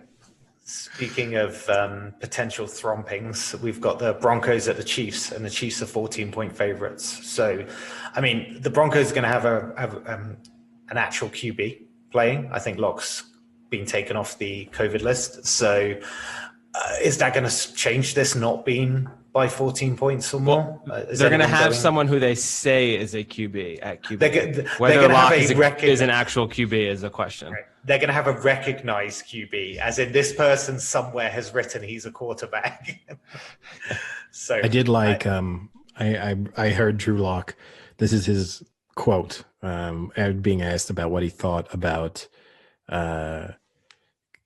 the quarterback performance on last week against the Saints. And he said, I saw him the next morning when I'm sitting in my car waiting to get my rapid COVID test results back that were negative. He got out of the car. I kept my mask on, of course, and said, Candleman, I'm so proud of you for getting out there. It takes a lot of guts and a lot of heart to go out there and do what you did in the circumstances that you did. I like that he had to throw in the kept my mask on, of course. Yeah, of course. I kept my mask on, of course, because I didn't keep my mask on last week, and look what happened. It screwed us. Yeah, this is my survivor pick. I took the Chiefs, so obviously I'm going to take the Chiefs to win, and I think we're getting into Chiefs domination mode, so I think they're going to give it to the Broncos, and they're not going to let off the gas. Yeah, I've been cautious all season when it's come to the Chiefs and big spreads. I've kind of called it wrong every time as to when I've doubted them and when I've gone with them fundamentally. So I'm actually going to take them to cover this spread, which means that they will win, and they'll win comfortably, but they're going to win by fewer than 14 points. This is how the season has gone. But I just think it's another one of those times where you kind of do the calculation in your head. Well, the Chiefs are definitely going to score 35 points. Are the Broncos going to score 20? I'm not sure. So I'll take the Chiefs to cover. And real quick, the quarterback comparison here. Drew Lock has 7 TD passes to Mahomes' 30 and 11 interceptions to the Mahomes 2. I mean, whatever you want to call this, a canter, a rout, a thromp, a domination, that's exactly what it will be. So yeah, I'm just keeping the Chiefs and to win this one. Next up is Washington at the Steelers. So Steelers are 8.5-point favorites. I think it's quite a short turnaround because this is the Monday night game, right? So the Steelers are going to have a Wednesday game. No, I think Monday. The Steelers, this is Tuesday, right? I thought it was Monday game. It's the Monday Ravens. game. The Ravens are Tuesday. I think, yeah. So the Ravens got extra time in all of this. The Ravens get extra time. Yeah. They screwed it. The Steelers are just getting shafted by COVID this year, right? But yeah, they're coming off a short week, so you've got 8.5-point favorites for the Steelers. I mean, it's like the Steelers obviously didn't cover last night, but they kind of just did what they needed to do. I think they spoke about it extensively over the course of the game, but the way Big Ben has adjusted his game this season is pretty interesting, with now being the quarterback who gets the ball out of his hand the fastest out of all the quarterbacks this year. They seemingly have lost Dupree. He's gone on the IR, so that's kind of a blow for them from a defensive standpoint. But still, I think they just are far too good for Washington. This is another game that, in a way, the spread feels like it should be higher. It's just that Washington's been able to pick up a couple of wins recently because they played fairly bad teams. So I'm going to take the Steelers to win and to cover the spread. I mean, that's not a half of it. Like when I was looking at Washington, because I thought this spread, I think I previously saw like 10, and then something has changed. Maybe Dupree, has just like adjusted it slightly, but Washington's last 6 games have been the Cowboys twice, the Giants twice, the Bengals and the Lions. And they've only come out of that 3-3. When you look at the games where they've played good teams before that, they lost to the Rams by 20, the Ravens by 14, the Browns by 14, and the Cardinals by 15. So when you present the Steelers at 8.5, I take it. I can't see anything. The Washington have had easy games the last 6. And they've still come out of it with a .500 record. But when you see them against good teams, they just seem to absolutely shit the bed. And I can see it happening, not to the scale, but I can see the Steelers covering this one. So. I mean, the thing to note, right, is that the Steelers were workmanlike yesterday. Right. And in the end, actually got to a situation where they could have lost that game, which would have been stunning. But legitimately, when they got the ball back, Roethlisberger threw an incredibly dangerous pass on a 3rd down that could have easily been picked off and could have even potentially been a pick 6. But even if it hadn't been a pick 6 and simply been an interception, they would have been in real trouble there. So that might be part of the reason why there's an element of doubt, just because they were a bit, they weren't great. But I do think they'll do enough. Yeah. Washington can do it on a nice, warm Thanksgiving night in Dallas, but can they win on a snowy, cold Monday in Pittsburgh? No way. Oh, is it supposed to snow? I think so. Oh, light flurries I saw. That'll be another reason for the line not being huge. Yeah. I've been super high on the Steelers all year. I've been a believer since day one. No, I just don't think Washington has enough to really keep up with them. I don't know why the spread is what it is, except, like Eddie was saying, they did have some inflated wins. They have an okay pass rush, and maybe that'll get to Big Ben a little bit, but their offense isn't that spectacular, and I think the Steelers' defense is strong. So I'll take the Steelers to cover. All right, Niners Nation time. We've got the Bills at the 49ers, and the Bills are 1-point favorites. So over to you, Eddie. Tough one, right? This is one of the teams I talked up. They were my dark horse selection to make the Super Bowl, and then obviously it's the Niners, the team I support. The Niners were impressive. And selected to go to the Super Bowl. Also true, but that one's gone out the window just through injuries. I mean, that's I've said it before last week on this is your Super Bowl matchup. Come on. This was a potential Super Bowl matchup. I didn't lock this one in. I did think it was going to be the Chiefs Niners. That was my likely pick. But the Bills. My outside pick was the Bills Niners. Yes. Now here would be an interesting question. Who do I think at the moment has a better chance of making the Super Bowl out of these two teams? I might say the Niners. Of course you would. No, but I just think that the path to the Super Bowl through the NFC is a lot easier than the path to the Super Bowl through the AFC. So it would kind of just be that judgment that if the Niners can get themselves in there, then they've got a reasonable chance. I don't really get this spread, it has to be said. I know that the Niners were impressive we've said this all along. Whenever they're big underdogs, it's a bold prediction to pick against them just because you know that they are extremely well coached. They're motivated. They have no interest in tanking. They've got a ton of pride. They play the game fast and hard on both sides of the ball. They'll run the ball effectively. Their defense will be good and get pressure and get sacks and force turnovers. So I think, all that being said, I just think the Bills are better. And so I'm going to take the Bills to win and obviously to cover the spread at the same time. Must be noted that even though the Niners are home, they are playing in Glendale, Arizona. Which for the Bills is right, the return to the scene of the crime of the Hail Murray. So I think that's going to affect them. I think motivate them. I think if you could tell the Bills that they're going to be up by, what did they go up by 4 when that happened? They're going to be up by 4 with 13 seconds left, and the Niners have the ball on the 50-yard line, but that instead of it being Murray dropping back to try and throw it, it's going to be Nick Mullins. I think they'll feel okay. I think the chance of a Mullins Mary. It sounds like a cocktail. It sounds like a cocktail. I made such a mess of that. Of a Hail Mullins. A Mullins Mary. A Mullins Mary. Yeah. Is slim to none. Do you think a Mullins Mary has really fruity flavors? No, there's nothing fruity about Mullins. It would be bitter. It would probably have gin, ginger ale. It probably bitters. It probably has a little bit of sweetness at the top, so your initial sip is nice and pleasant, and they've probably got a nice kick to it right up there. You're like, this is good. This tastes strong. I like this. And then slowly it just turns into just like pure bitters down the bottom. And they don't allow you to shake it or stir it. Just this horrible cross section of a cocktail, then, basically. I'm actually. Go on.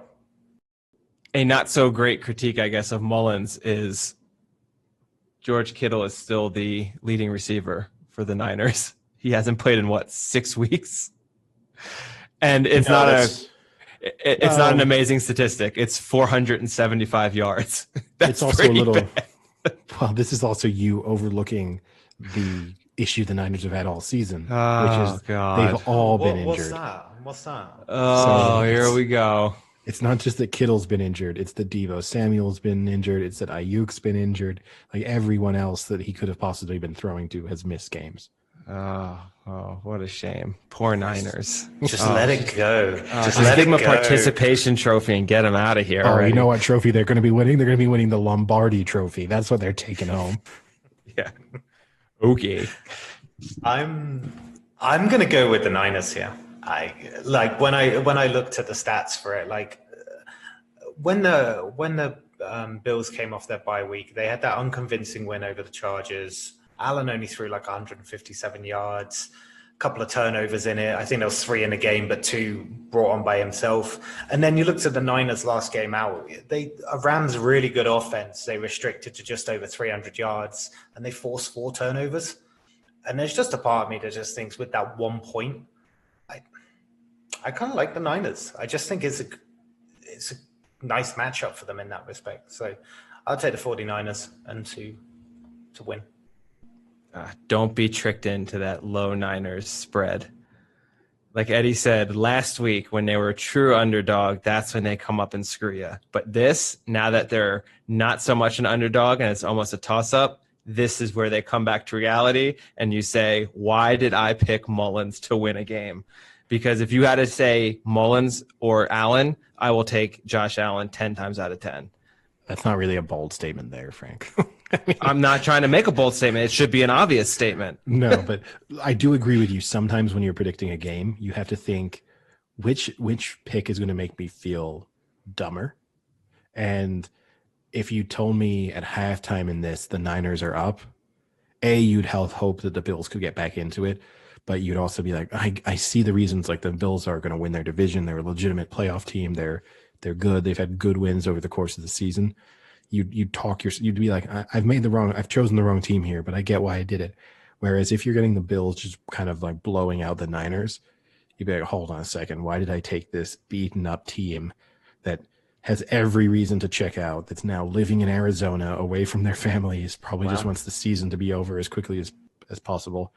I mean, you had Raheem Mostert making his very emotional post-game. I don't know if you guys saw that, his post-game interview after the last one, talking about how difficult it is for the players, which I think is legitimate and overlooked over the course of this, just how difficult it is from the players' standpoint to get through this season.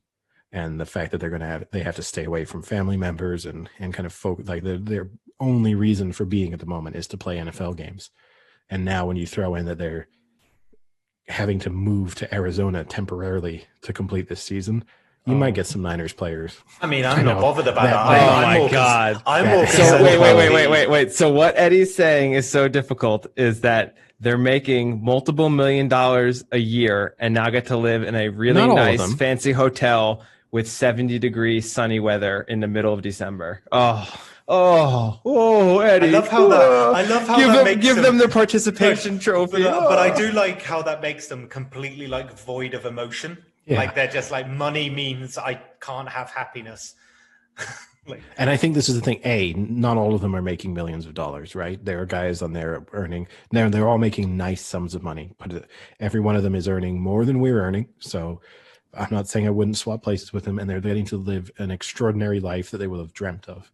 So look, they'll all be deciding that these are sacrifices worth making, and anyone in their career will have to make sacrifices at some point and decide whether or not they go and see their family or attend a certain event or whatever it is over.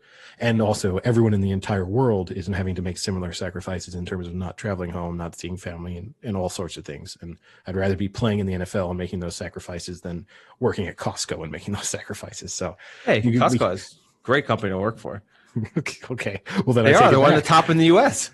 I don't know why I needed that plug. Okay, well, would I rather be a Costco employee or a Green Bay Packers employee? And by employee, I mean player. I think I'm taking the Packers. Get great discounts. Imagine how cheap you can get a TV. I don't think you need a cheap TV when you're an NFL star. I also think you probably get cheap. I'm pretty sure Aaron Rodgers gets some cheap TVs. But you could imagine that's because he's got the Rodgers rate. That's different. You can imagine Aaron Rodgers. Got the discount double check. I just love the idea of Aaron Rodgers going up to like someone that works at Costco, going, "Could you send me to the bargain bin?" It's like he's down and out. He's got no money. If there's a quarterback that would do it, it might be Aaron Rodgers. He seems like the type of guy who would go into Costco and be like, is the display model less money? I prefer the idea that, like, for some reason, Aaron Rodgers gets into a long conversation with a Costco employee who starts telling him about the various benefits that they get. And then, like, end of the season, Aaron Rodgers is retiring to take up his new job as just a regular member of staff at Costco. Somehow he's been wowed by their, like, healthcare benefits. He's like, oh, tell me more about this. They have great benefits. Yeah. You have 2 family picnics a year? Wow. Unlimited paid time off? Not unlimited, but a decent amount. Okay, this sounds good too. Wait, they get unlimited? Oh no way in hell. Okay. You get to leap onto the upper level of the stock shelves. Imagine him just tossing around those toilet rolls, you know. He'd be amazing. I mean, although they'd be in huge bulk quantities, so it's hard to get a spiral on them. Damage to someone. Just absolutely launches a bomb at this old lady of like a pack of like 48 toilet rolls. Tosses it in electronics, goes all the way to the meat aisle, and just knocks her out cold right into the meat containers. I have to admit, though, I'll give it to you. Looking at this, I have taken the favorites in bulk in my selections this week, and it's making me and second guess some of my picks, just because, as we've discussed in the past, when you find yourself in a situation where you've picked every favorite and all the teams to cover, you know that something has to go wrong. So this is a little bit of an issue, and to lead you into the next game, Sam, but it almost makes me want to pick the underdog, not to win necessarily, but to cover, because I just, at the moment, the only underdog I have selected is the Lions. And I'm not sure that's a statement you want to say many times this year. I mean, I'll ignore the character assassination you just did on me, though, by like, oh, you don't want to pick something dumb like the 49ers in this game, as I pick the 49ers in this game. But the 49ers are the underdogs. So, Eddie, aren't you saying that you need to pick underdogs? I wouldn't pick that one, though. Okay. Yeah, I don't know if I said it, but I'm going Bills. Yeah, I'm going Niners, which is dumb, according to Eddie. Really dumb. Dumb one, gum. Oh, God. I mean, I didn't enjoy the night at the museums that much. I've never even seen it. Really? Oh, they're lovely movies, Eddie. You should see them. They're fantastical. Don't say lovely again. It doesn't suit you. No, it's not a word that should be in your. No. But So you're taking the Cowboys? No, I'm going to take the Ravens to win and to cover. I'm just going to go weekend of favorites. I'm just going to assume that Vegas gets absolutely killed this weekend. There's no spread. Yeah, there is. I did some digging. I found a spread at 7. Should we? Well, I was going to say, should we wait until Monday to pick this one? Could we? Should Not we pick till it at Tuesday. 7? Let's just get our pick in now, and if there's a significant change, we make an adjustment. But fundamentally, the 7-point line seems. But like, who's starting at QB? I think the assumption is that it will be Lamar. Not Lamar. I thought it's not going to be Lamar He's Jackson. still on He's COVID. out. I think it's RG3. RG3's hurt. He's injured. RG3. So then the assumption Sorely? Yeah. Yeah. That do you see that touchdown pass? Hey, Penn State grad, baby. All right. So we'll take the 7 and then go from there. Yeah, but actually, in that fact, I'm going to take the Ravens to win with the Cowboys with the points. I mean, I think I might. See, I don't know, because I don't know how many players are still going to be out. If it's the same team that was on the field that last game, I'm going to take Dallas to win and Dallas with the points. Can I amend this when I find out who's actually playing? No. You can't amend the money line. If more players are out than expected and the spread significantly shifts, then I'll let you make, like, if the spread suddenly goes from Ravens -7 to Ravens -1, then I'll let you make a new pick. But if it's like -7 to -6, because that could just be, like betting tendencies and trends versus personnel, then I think you got to stick with what you did, because we benefited from it at times, right? Like we've had, and this is the unfortunate aspect of like COVID at the moment. Like, if anyone out there is making bets on games in the NFL on like a Monday or a Tuesday, you're running such a serious risk that the team you've bet on. But we don't have to. It's not like you don't. I'm just saying that I've seen, for example, on social media, people claiming to be geniuses. Like, I remember when the Packers played the Niners on that Thursday night game, and I saw tons of people being like, man, I was so smart. I took the Packers like minus 2.5 or whatever on Sunday night, and now they're -6.5, -7. It's like, it's great. But if you did the reverse, you wouldn't call yourself an idiot. You can't predict who's going to be out with COVID. So I think unless there's a significant shift, we just have to assume the -7 is going to be pretty accurate. Eddie has spoken. Exactly. it's always Eddie's rules. Eddie's king in here. I'm taking the Ravens and the Cowboys to cover. I think the Ravens need to stop the bleeding. But I saw a stat that the Ravens have let up like 20 points a game in the rut they're in recently, but Dallas haven't scored over 19 in their last 5.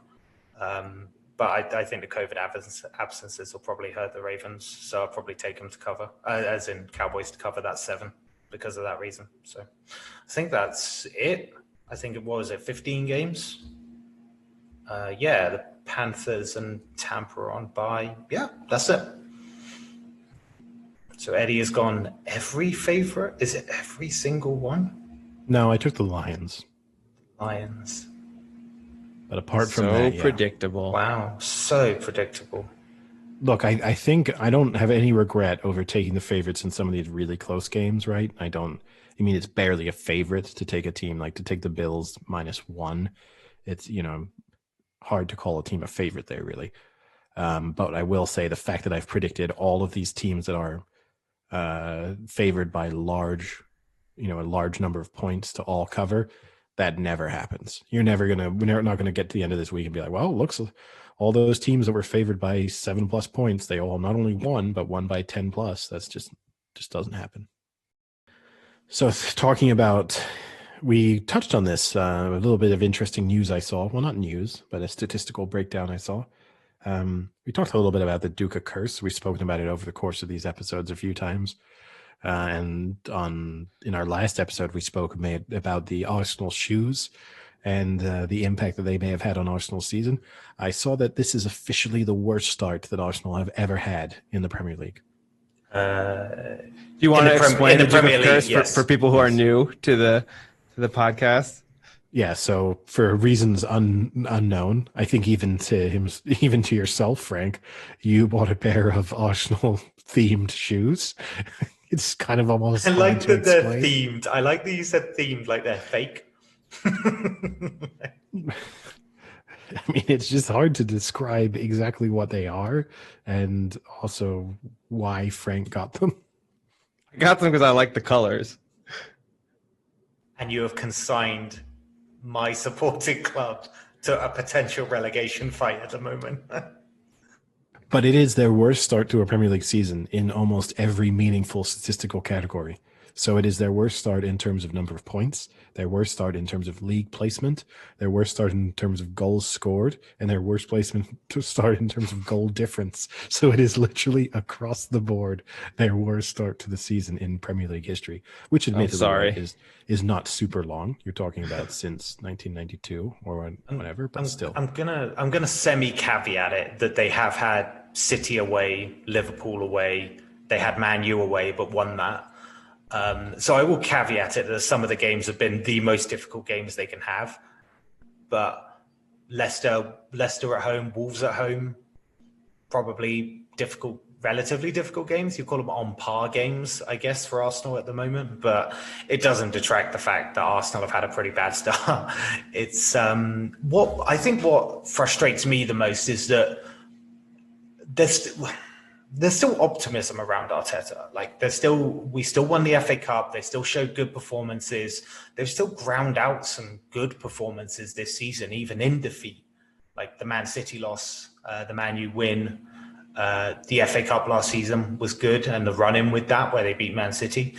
But what's frustrating me is that Aubameyang was almost everything with this Arsenal team, and then ever since he signed that contract, he's looked so disinterested, and he's not like, what is so good about Aubameyang is that he has this amazing ability to play wide left and cut inside and have these amazing goals where he just cuts in and scores immediately with his right foot. And none of that's happening for Arsenal anymore down the left. They're just so ineffective. And therefore, what they're having to do is rely so much on their more inexperienced right, people like Saka or Reece Nelson. And they're not game winners at the moment. They're great players. They're very active players, very physical players, but they're not the game winners that people like Aubameyang can be. And I think it's shown in the fact that, we've only scored twice in our last 5 league games.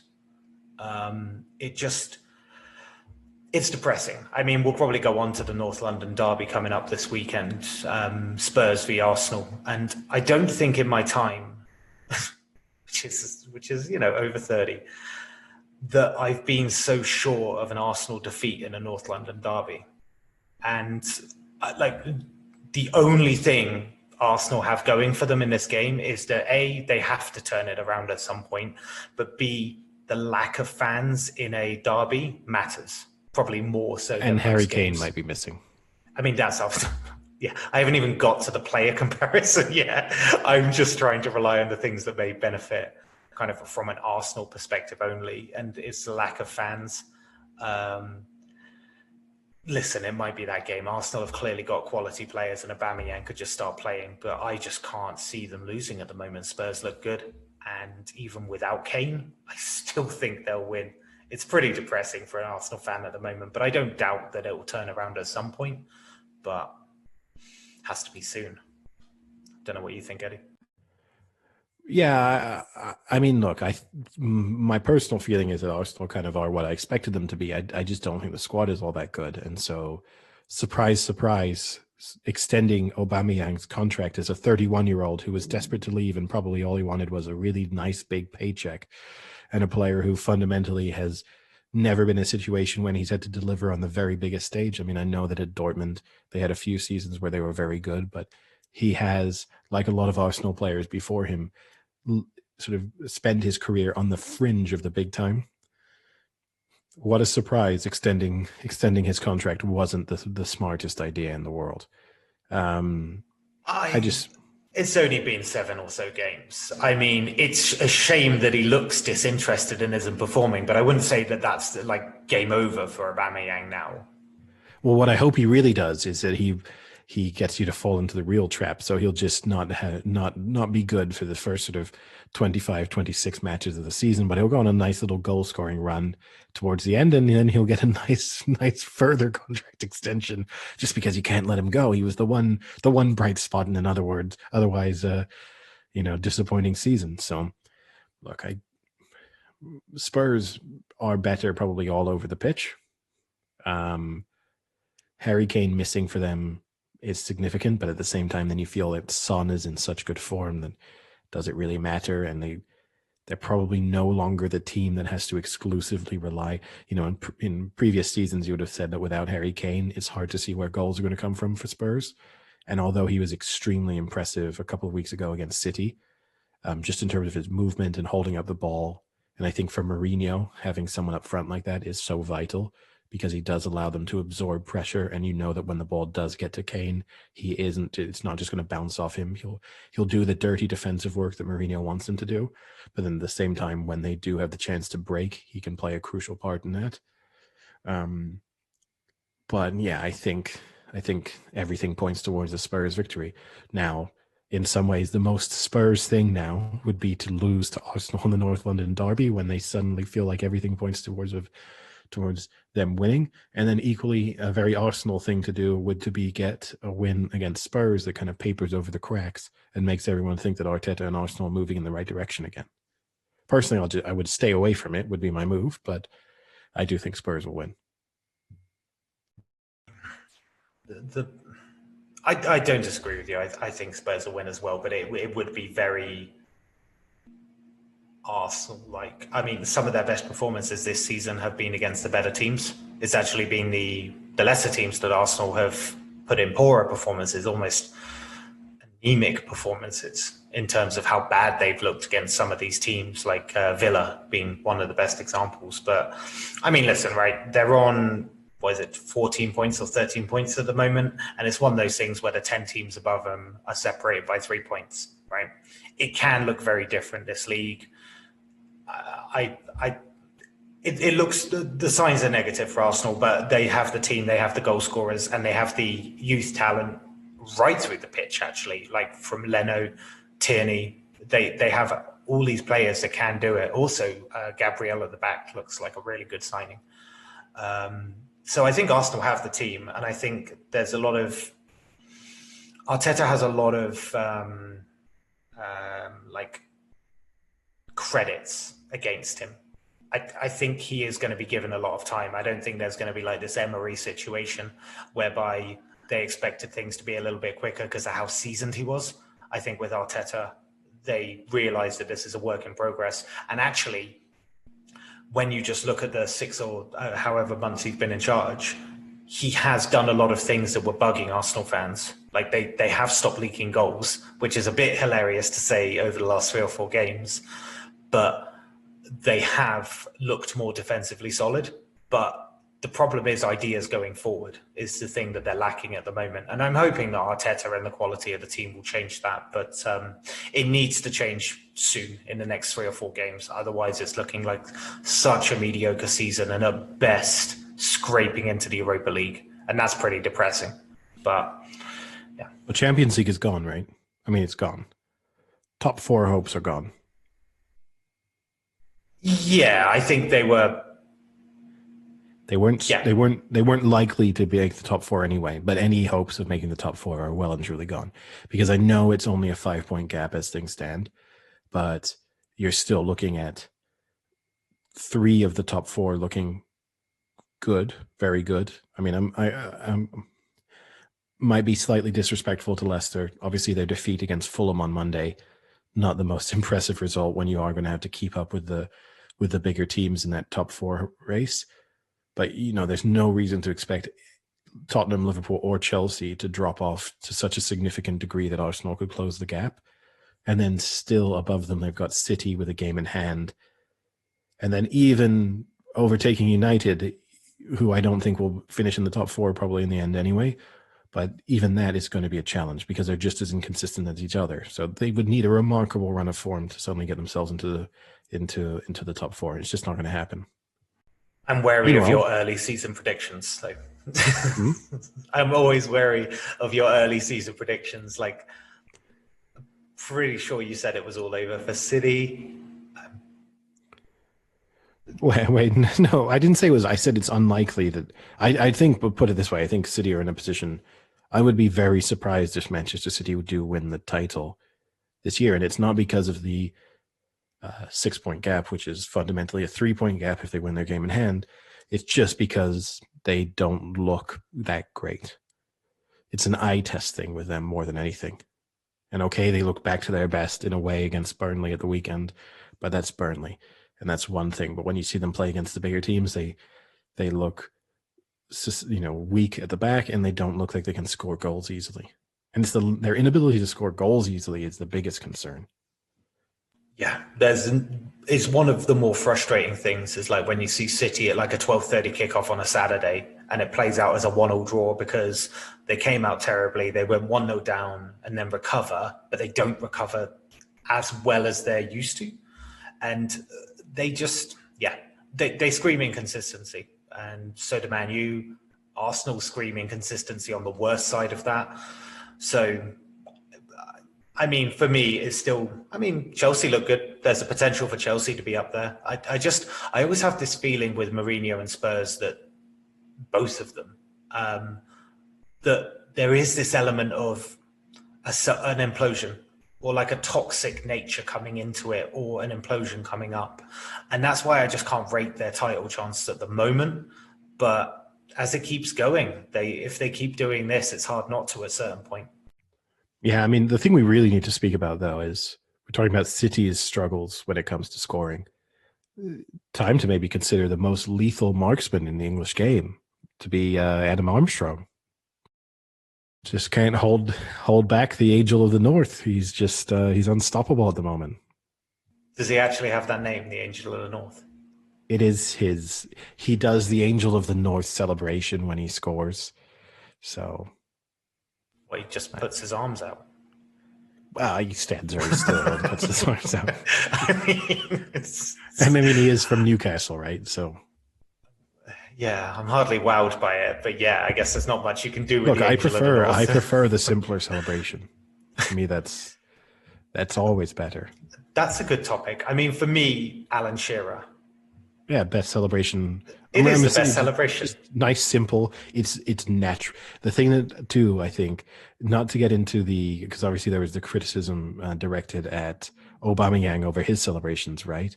Who was that? Tony Cruz, who was being critical of him. I think it was, right, saying what a joke it was that he was getting out all his masks and stuff to celebrate them.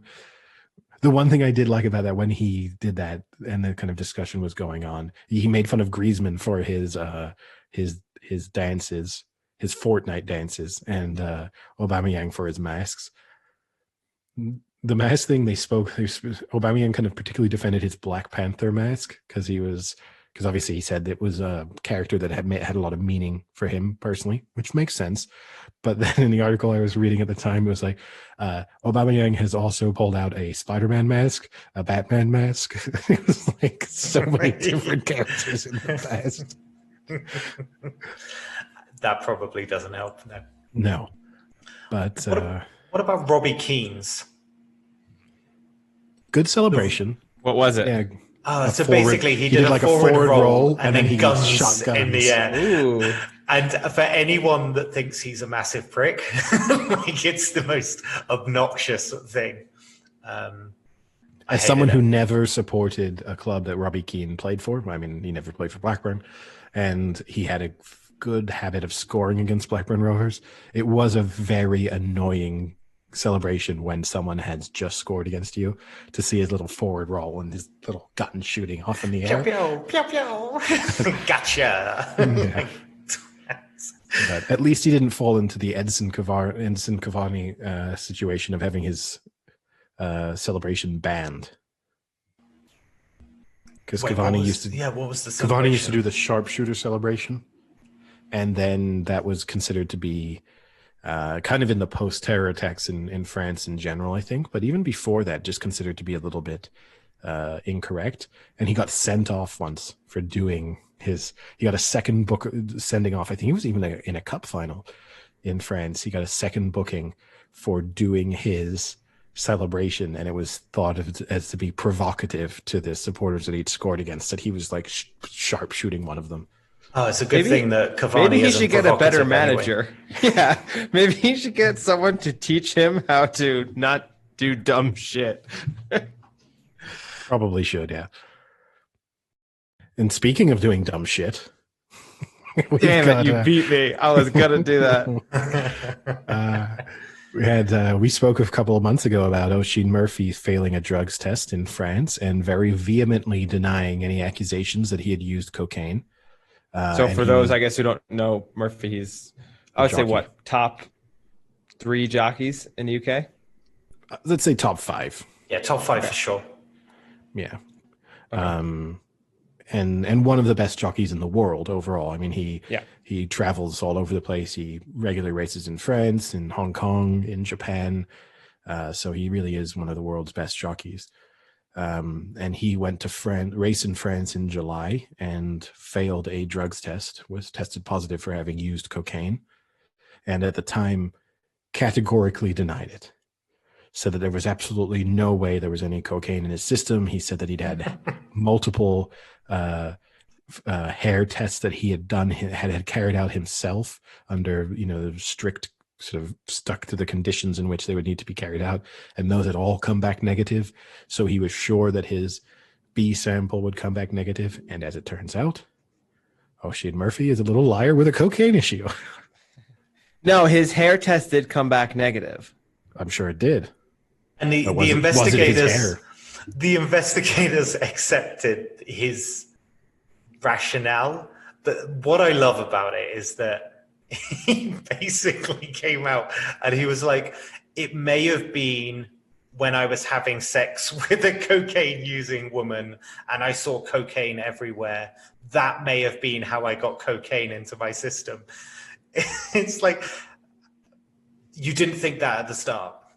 Like, was that not the initial concern for you? Yeah. Here's my only issue is this is not the first time, specifically even in France, that this extremely low level amount of cocaine in your system has been disputed. So also, who's the tennis player, Eddie? Gasquet, right? Gasquet. Oh, Gasquet. Yeah, his Gasquet had the exact same thing. His excuse was he kissed a girl, who had done cocaine. Yeah. And supposedly the test is as sensitive that if you were to basically rub your hand on a table that had traces of cocaine and put it near your face, you would like test positive. What I don't get is why don't they just bump up the damn test level to where it's an actual amount of cocaine that would do something to your body versus there was like this infinitesimally small trace of cocaine in your system. I think that's part of the problem because and it's not because I don't think it's fair to the athletes. I think it's the problem because then it leads the athletes to be able to make these excuses and you don't know the truth. If the level were much higher, he would have tested, and what he says is true, he would have tested negative, and he probably isn't taking cocaine. But if the level was high enough that the only way you could have gotten it was by doing it yourself, there's a definitive answer whether it was him or it wasn't him. He can't use the excuse of he was having a sexual encounter with a woman who was nose diving into a pool of cocaine. Wow. Look, I think I agree with you. And obviously if you are in a situation where you haven't done it, but you just happen to go to a bar or a party where friends were doing it, and look, that personally for me, not a drug user, never do any drugs. But as we've kind of discussed on the podcast before, there are moments in my life where I am around people who are doing drugs. So I'm sure if the test is that sensitive, I would probably fail the test. Not on a consistent basis, but once or twice a year, I'm probably failing it. So if wrong time, wrong place, I get that test, I might be failing it. I can just imagine you turning up to the drug test with like a powdered white face. Like, I don't know how it's there. That being said, the difference is, and this might be either that Murphy received poor advice or that he was in trouble and he didn't know what to do.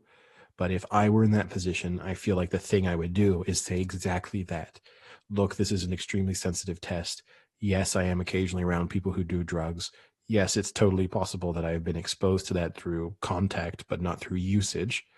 And that this is why I failed the test, that it might not be an incorrect result, but that I deny the fact that I've ever used drugs. And if he'd said that, I would have no problem with him sticking to that story now. The problem is his initial response was, this is ridiculous. No way, no how, don't put myself in these kind of positions, never use drugs. I'm whiter than white, but not in that sense. And like naturally.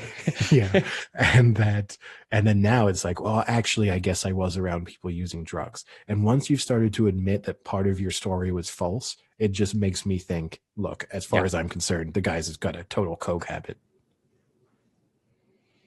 Oh, wow. Allegedly. You go full extreme with it. So you don't believe his story. You just go 10 times further with the fact that he's just got massive nostrils now.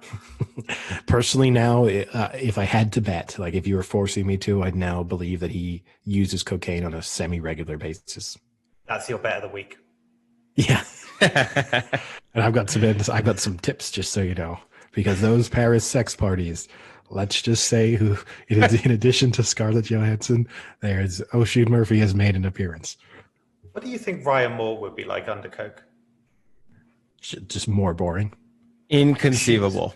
I can't even fathom the thought of him doing cocaine. I think he would like transcend dimensional planes. Like, I wouldn't understand.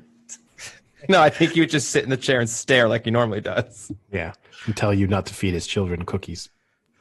Biscuits. That's still. I encourage our listeners to look out for that video. You can't find it. I've looked for it's such hours for context. Can we have like a crowd ability to scour the internet for this video? I hope someone can find it. We'll describe it. I think it was before the Derby, the year after he won on Workforce, I believe. But if not, it was before one of the English classics. And Claire Balding went to his house and was interviewing him at his house. And he had put out, as to be a good host, he had put out some biscuits, and they were having tea and sitting there. And at one moment, his child appeared, and Claire Balding kind of went to give the child a biscuit. And Ryan Moore was like, "Oh, please don't give my child any biscuits." And Claire Balding kind of laughed. It was a sort of funny. And then went to give the child a biscuit, and he was like, "No, really, don't give my child any biscuits." And he had to have said it in the most monotonous voice ever. So, you know what I mean? Monotone, wasn't it? Please do not feed my child biscuits. Yeah, and just staring at her, just looking at her, and kind of with a look in his eyes of, why didn't you understand me the first time? I was very clear. Like, nothing was confusing about my previous statement. Why didn't you understand? My child doesn't eat biscuits. So getting into the excuse that Murphy put out there, it is in no way, I believe, one of the worst excuses that athletes have given for testing positive. So I did a little digging, and I'll go through a few, and you guys let me know if this is worse than Murphy's excuse of having a sexual encounter with someone who had cocaine in their system. So do you know the LaShawn Merritt story? No. So LaShawn Merritt was a really good American sprinter back in the early 2000s. Had won a few golds at world championships, things like that. He failed 3 drug tests for a banned steroid. When they asked why, he said he wasn't taking steroids, but the positive test was from using the penis enlargement supplement Extends. So now, do you give him credit for like picking that? Yeah, that I have to respect because you're picking such an embarrassing excuse that you almost like it's a very bold move. Like whoever, if it is true, then I don't know which I'd rather have, the embarrassment of taking a penis enlargement supplement or just accept the fact that I was cheating. I'm not sure which way I would have rather had it, but equally, if it's not true, you have to admire that like he would have been sitting there with his lawyers and, you know, his various advisors. And one of them would have been like, don't worry about it. I've come up with the perfect excuse. And he's like, oh, great. He's like, there's these supplements you could have been taking. And for sure, this could explain the positive test. He'd be like, perfect. Give it to me. And he's like, penis enlargement. You needed your penis to be bigger. You've been taking supplements, and that's why you failed it. And you had to like imagine the look on his face as he slowly assessed the situation in his life and was like, this is the best possible excuse I have. I got to go with it. Maybe he already had a massive penis and he just wanted one even bigger. Like if he had come back and said that would have covered the embarrassment. He wanted to break more world records. Yeah. Or maybe he says like, I think technically I was speaking to some members of the Olympic Committee and they said that if my penis crossed the line first, it would actually count. So my theory was if I could have a 30-inch penis, even if I wasn't the fastest man on the track, I could actually win gold. He wanted the Stradivarius strut. Yeah, he looked at that. He was like, wow. Gotta get me one of those. I need swag like that. So I've got another sprinter one. This was in the late 90s. Dennis Mitchell. He had won NCAA championship world record gold medals. He tested positive for high testosterone levels. His excuse was that the night before he had, quote, enjoyed 5 bottles of beer and sex with my wife at least 4 times because it was her birthday and the lady deserved a treat. I mean, that's not an excuse. He's just a boss, right? I mean, it sounds like the kind of story like a virgin would tell you when you're like 14 years old. Yeah, you know, like I had sex 49 times last night. No, but I love that it's 5 bottles of beer, as if that's some crazy amount. So having a six-pack. But that's the reason why it sounds so stupid, because it's also so specific, right? So it's not just someone being like, I had a few beers and I had a lot of sex with my wife last night. It's I had 5 beers and sex with my wife at least 4 times. Yeah. It's almost like they gave him the options. They were like, right, you can have like 20 beers and sex once, or you can have 5 beers and sex 4 times. Like, which way do you want this to go? He's like, oh yeah, sounds great the other way. Like, I'm going to go with that one. So now I've got balance of both. 2 good food ones. These are both pretty good. So the first one is tennis player Peter Korda. I don't know if you know him, Eddie. I had never heard of him. He's from the Czech. He got popped for a steroid and claimed that it was for his love of veal, especially veal injected with steroids, and that was the reason for his test. They then calculated it and said he would have to have eaten 40 calves every day for 20 years to match the amount of steroids in his system. So that's a pretty good one. Possible. Better than that is Adrie van der Poel, the cyclist, who in the 1980s failed a drug test. He tested positive for some performance enhancing. I don't know exactly what it was. He claimed it was because he was eating his father-in-law's racing pigeons. So his father-in-law was a competitive pigeon racer and was doping his pigeons, and that the cyclist was eating the pigeons that had been doped, and that's why he tested positive. Was he Was he eating the pigeons to punish his father-in-law? I don't know. Maybe they were unsuccessful. So instead of putting them down and just like ripping into them, just like in the plucking them out of thin air in the coop, just like bursting into the coop and just like ripping shreds out of them. Well, he said he ate his father-in-law's pigeon pie. I mean, that's a double whammy for the father-in-law, right? Because he's having his pigeons eaten, but also then he's getting exposed for a doping scandal within racing pigeons. He's really. I mean, is that a doping scandal if it's in racing pigeons? It's going to rock the racing pigeon world. I mean, Racing Pigeon Weekly, the magazine I subscribe for, is going to be all over with this. Yeah, I mean, it might not be illegal though, right? They might be the steroids or supplements that are allowed in pigeons, but not in humans. Isn't there that idea where rather than letting no doping happen, you should just allow people to dope as much as they want? And that's a different debate for a different day. You get these 100 meters ran in like 7.8 seconds, and it will be. Oh, Usain Bolt already dopes, so we see what can happen when you let someone dope. Chicken nuggets with steroids in. Well, yeah, that's for sure. Yeah. So I've got one more, and it's the baseball one. So we'll ignore all of the steroid era easy ones to get at with Barry Bonds and Pettit and all of those. I'll also ignore the Sammy Sosa, who used a corked bat, and his excuse was it was a practice bat he grabbed mistakenly.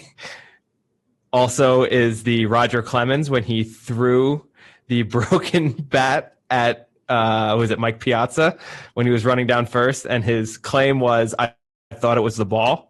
So he picked up a broken bat and threw it at Piazza and thought it was the ball, which also doesn't make any sense because he threw it at him. So either way, he's throwing something at him, whether it's a ball or a broken bat.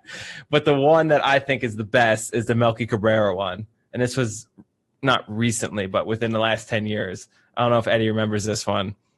Not off the top of my head, no. So Melky Cabrera failed a test for performance-enhancing drugs, and he then proceeded to have an elaborate scheme where he paid someone $10,000 for them to create a fake website that sold fake products, and then he told the MLB that he mistakenly bought this fake product off of the website. But then the FBI or whoever was investigating just quickly went and found when the website was created and who it was created by, and determined that Melky Cabrera had made this fake website to make up this whole story to try to legitimize it. But it was pretty crazy to the point that they had even faked like various emails back and forth and money exchanges. Like they tried to do it, but the easiest thing was they just traced back to when it started and found that he was completely lying. Yeah, that feels like one that was going to get caught out straight off the bat. Yeah. Thought that was a pretty good one. Just some other funny ones in general, not drug-related ones. So Vinny Testaverde in his rookie season threw 35 interceptions, and he claimed it was because he was colorblind. Which would hold merit if he then that season had just become colorblind, but he played his whole career being colorblind, and he was great in college. So, like, what's the difference? What I love about that is, like, the first 2 interceptions, you didn't flag this. You weren't like, hey, team, I'm seeing some real issues with the colors on the pitch. You wait 33 more before you do it. Blackburn had a player who was colorblind and he had to be subbed off. I think they were playing a game in the snow with a yellow ball, and he just couldn't see anything. He did open his eyes then. Another funny one I saw was the North Korea women's soccer team lost to Germany 2-0 in the World Cup. And afterwards, the coach said the reason they lost is because they had all been struck by lightning at a training match the month before. The entire team had been struck by lightning.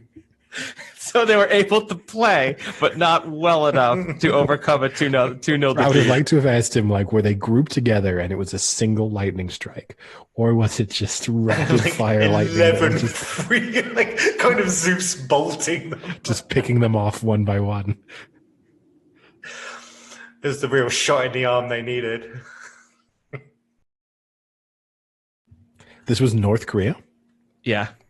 Also feels like, I mean, I'm sure he has to make those excuses, right? Because they always lie and say that they've, like when North Korea played Brazil and it was reported back in North Korea that they'd won like 11-0 back in the 2010 World Cup or whatever that was. But you would have thought that. Or when their leader had 11 holes in one round. You would have thought that losing 2-0 to Germany with the North Korea, because Germany are quite a strong side in women's football, you would have actually thought that was a pretty good result.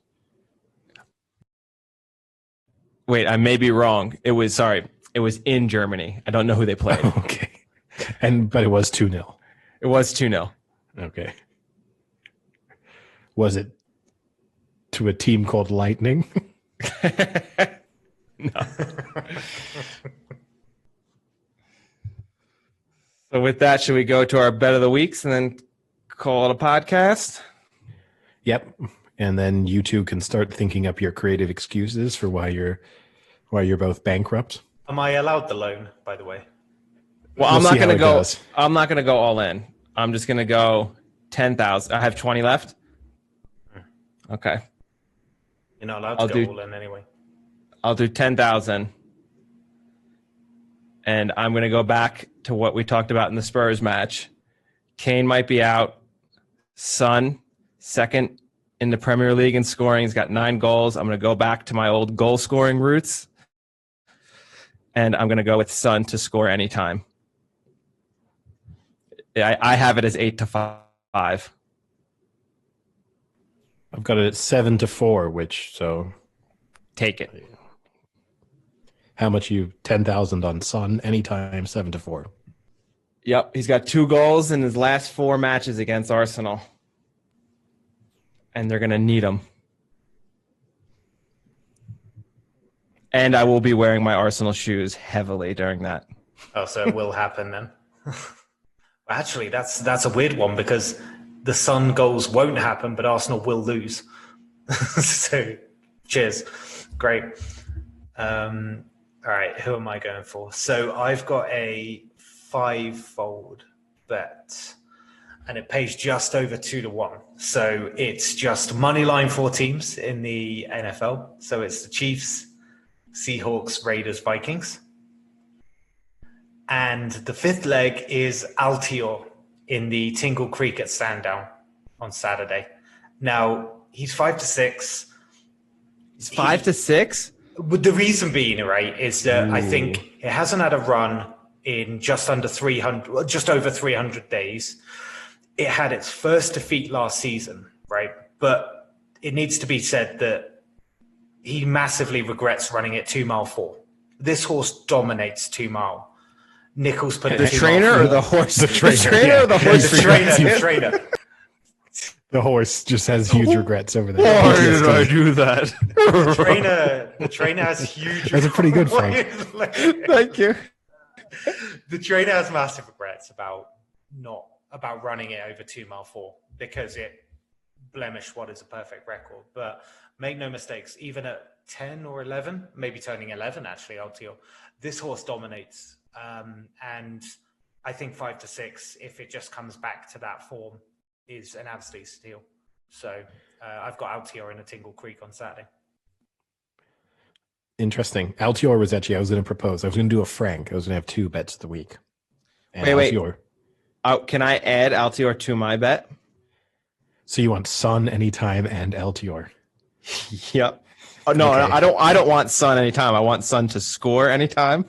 Let me make that clear. Okay. And Altior to win. Okay. Yes. I am going to, so I'm going to do 2 separate ones. So I'm going to do 20,000 on Altior to win. Similar idea. Now, the other reason of doubt, Sam touched on one of them, which is the fact that Altior is getting old, and that in addition to that, did lose first time out last season. Now you can, that one gets explained away with the fact that it was running over a distance. Was too long for it and not suited to, and will never race it again. That being said, they did also release the video of it going kind of racing in training against Epitant, and Epitant absolutely destroyed it in the workout. Now, that might not be saying much because Epatant's one of the best horses around, so Altior could have a similar performance and still be far too good for all the horses it's up against on Saturday. But it wasn't the best sign. And also, you have to factor in that, like, in that kind of workout, they'll be going through different things with different horses. So part of the goal might have been to get Altior to come off the bridle and to race against Epatant in a situation where it maybe didn't need to, but you're trying to test it and get it used to kind of racing conditions. So you can't read too much into that. But, you know, Sam's also right. It's raced 21 times. It's only lost once, which was that second last year. Never lost over 2 miles. Under. Or 2 or under. Yeah. But fundamentally races over, when I say over 2 miles, as in like over the distance of 2 miles in almost all its races, and has 10 grade 1 wins. So, and this is also Eddie, worth.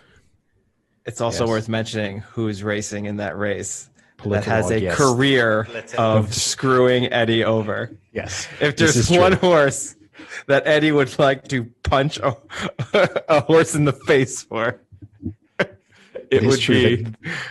It's a horse that I have much history with. And it's also worth noting that Altior has only been a bigger price than this once in its career, which is kind of a remarkable fact in this. It's this 20-second race. And I was pretty shocked. You said 4 to 5. Yeah. But the fact that you've got a horse in what will be 22 races now, and you'd be like, wow, what a big price. Just a little bit under odds on, like even money, is kind of remarkable.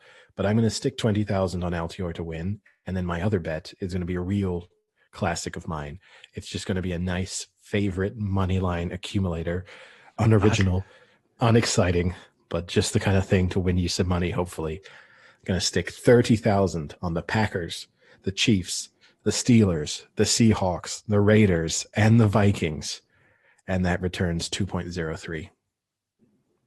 So is Altior our first podcast bet of the week? The first one we've all ever proposed. As a official bet of the week, yes. Although when it's come to horses in the past, we have had several horses. But as three of us. This is like our first bet of the week that it's a part of each of our bets. Well, the Saints were last week. No, but like big thing. We'll have had some like fairly heavy favorites and stuff at different moments that would have been in for each of us. But yeah, I really look forward to seeing Altior. Another great thing about the horse, by the way, is that when at Cheltenham, as well as when it won the Tingle at Sandown, is that whenever horses come close to it, like they kind of go side to side eyeballing, Altior is just so good at then extending away. It's incredible watching this horse side by side and then just find extra. It's such a good horse to watch.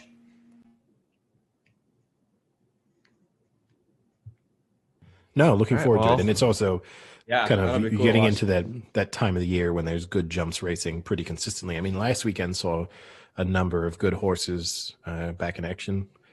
I mean, it has to be said, we didn't really talk about it, but Envoi Alain raced in Ireland, and it looks an absolute machine. I mean, I can't see anything beating it. I can't see anything beating it at Cheltenham. I think if anyone's looking to do, not that it's a bold prediction, right? Because you're talking about a horse that's going to be comfortably favored, but you can just lock it in for a win at Cheltenham, barring mishaps, basically.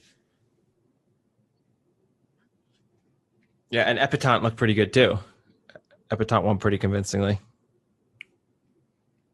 Yes. Yeah. And Honeysuckle all right. as well. Yeah, and the Tingle Creek, for anyone looking up, it's the 225 at Sandown. So on Saturday. All right, so I'm looking forward to that. I'm going to have to find a way to watch that. I don't know how it's going to happen, but first of all, you're going to have to wake up kind of early. Not that early. Is that 6:25 for you? I think it's 7:25 now. Oh, okay. With the time zone change. Oh yeah, because you don't have. Arizona does not observe daylight savings time. Oh, you'll have upset some listeners there by saying daylight savings time. Sorry. Don't want people of all the things we say. Sorry, Anton. I'm sorry, Anton. He'll be all over it for that. All right, then. All right, so talk to you later, boys. Yep, see ya. Here we go.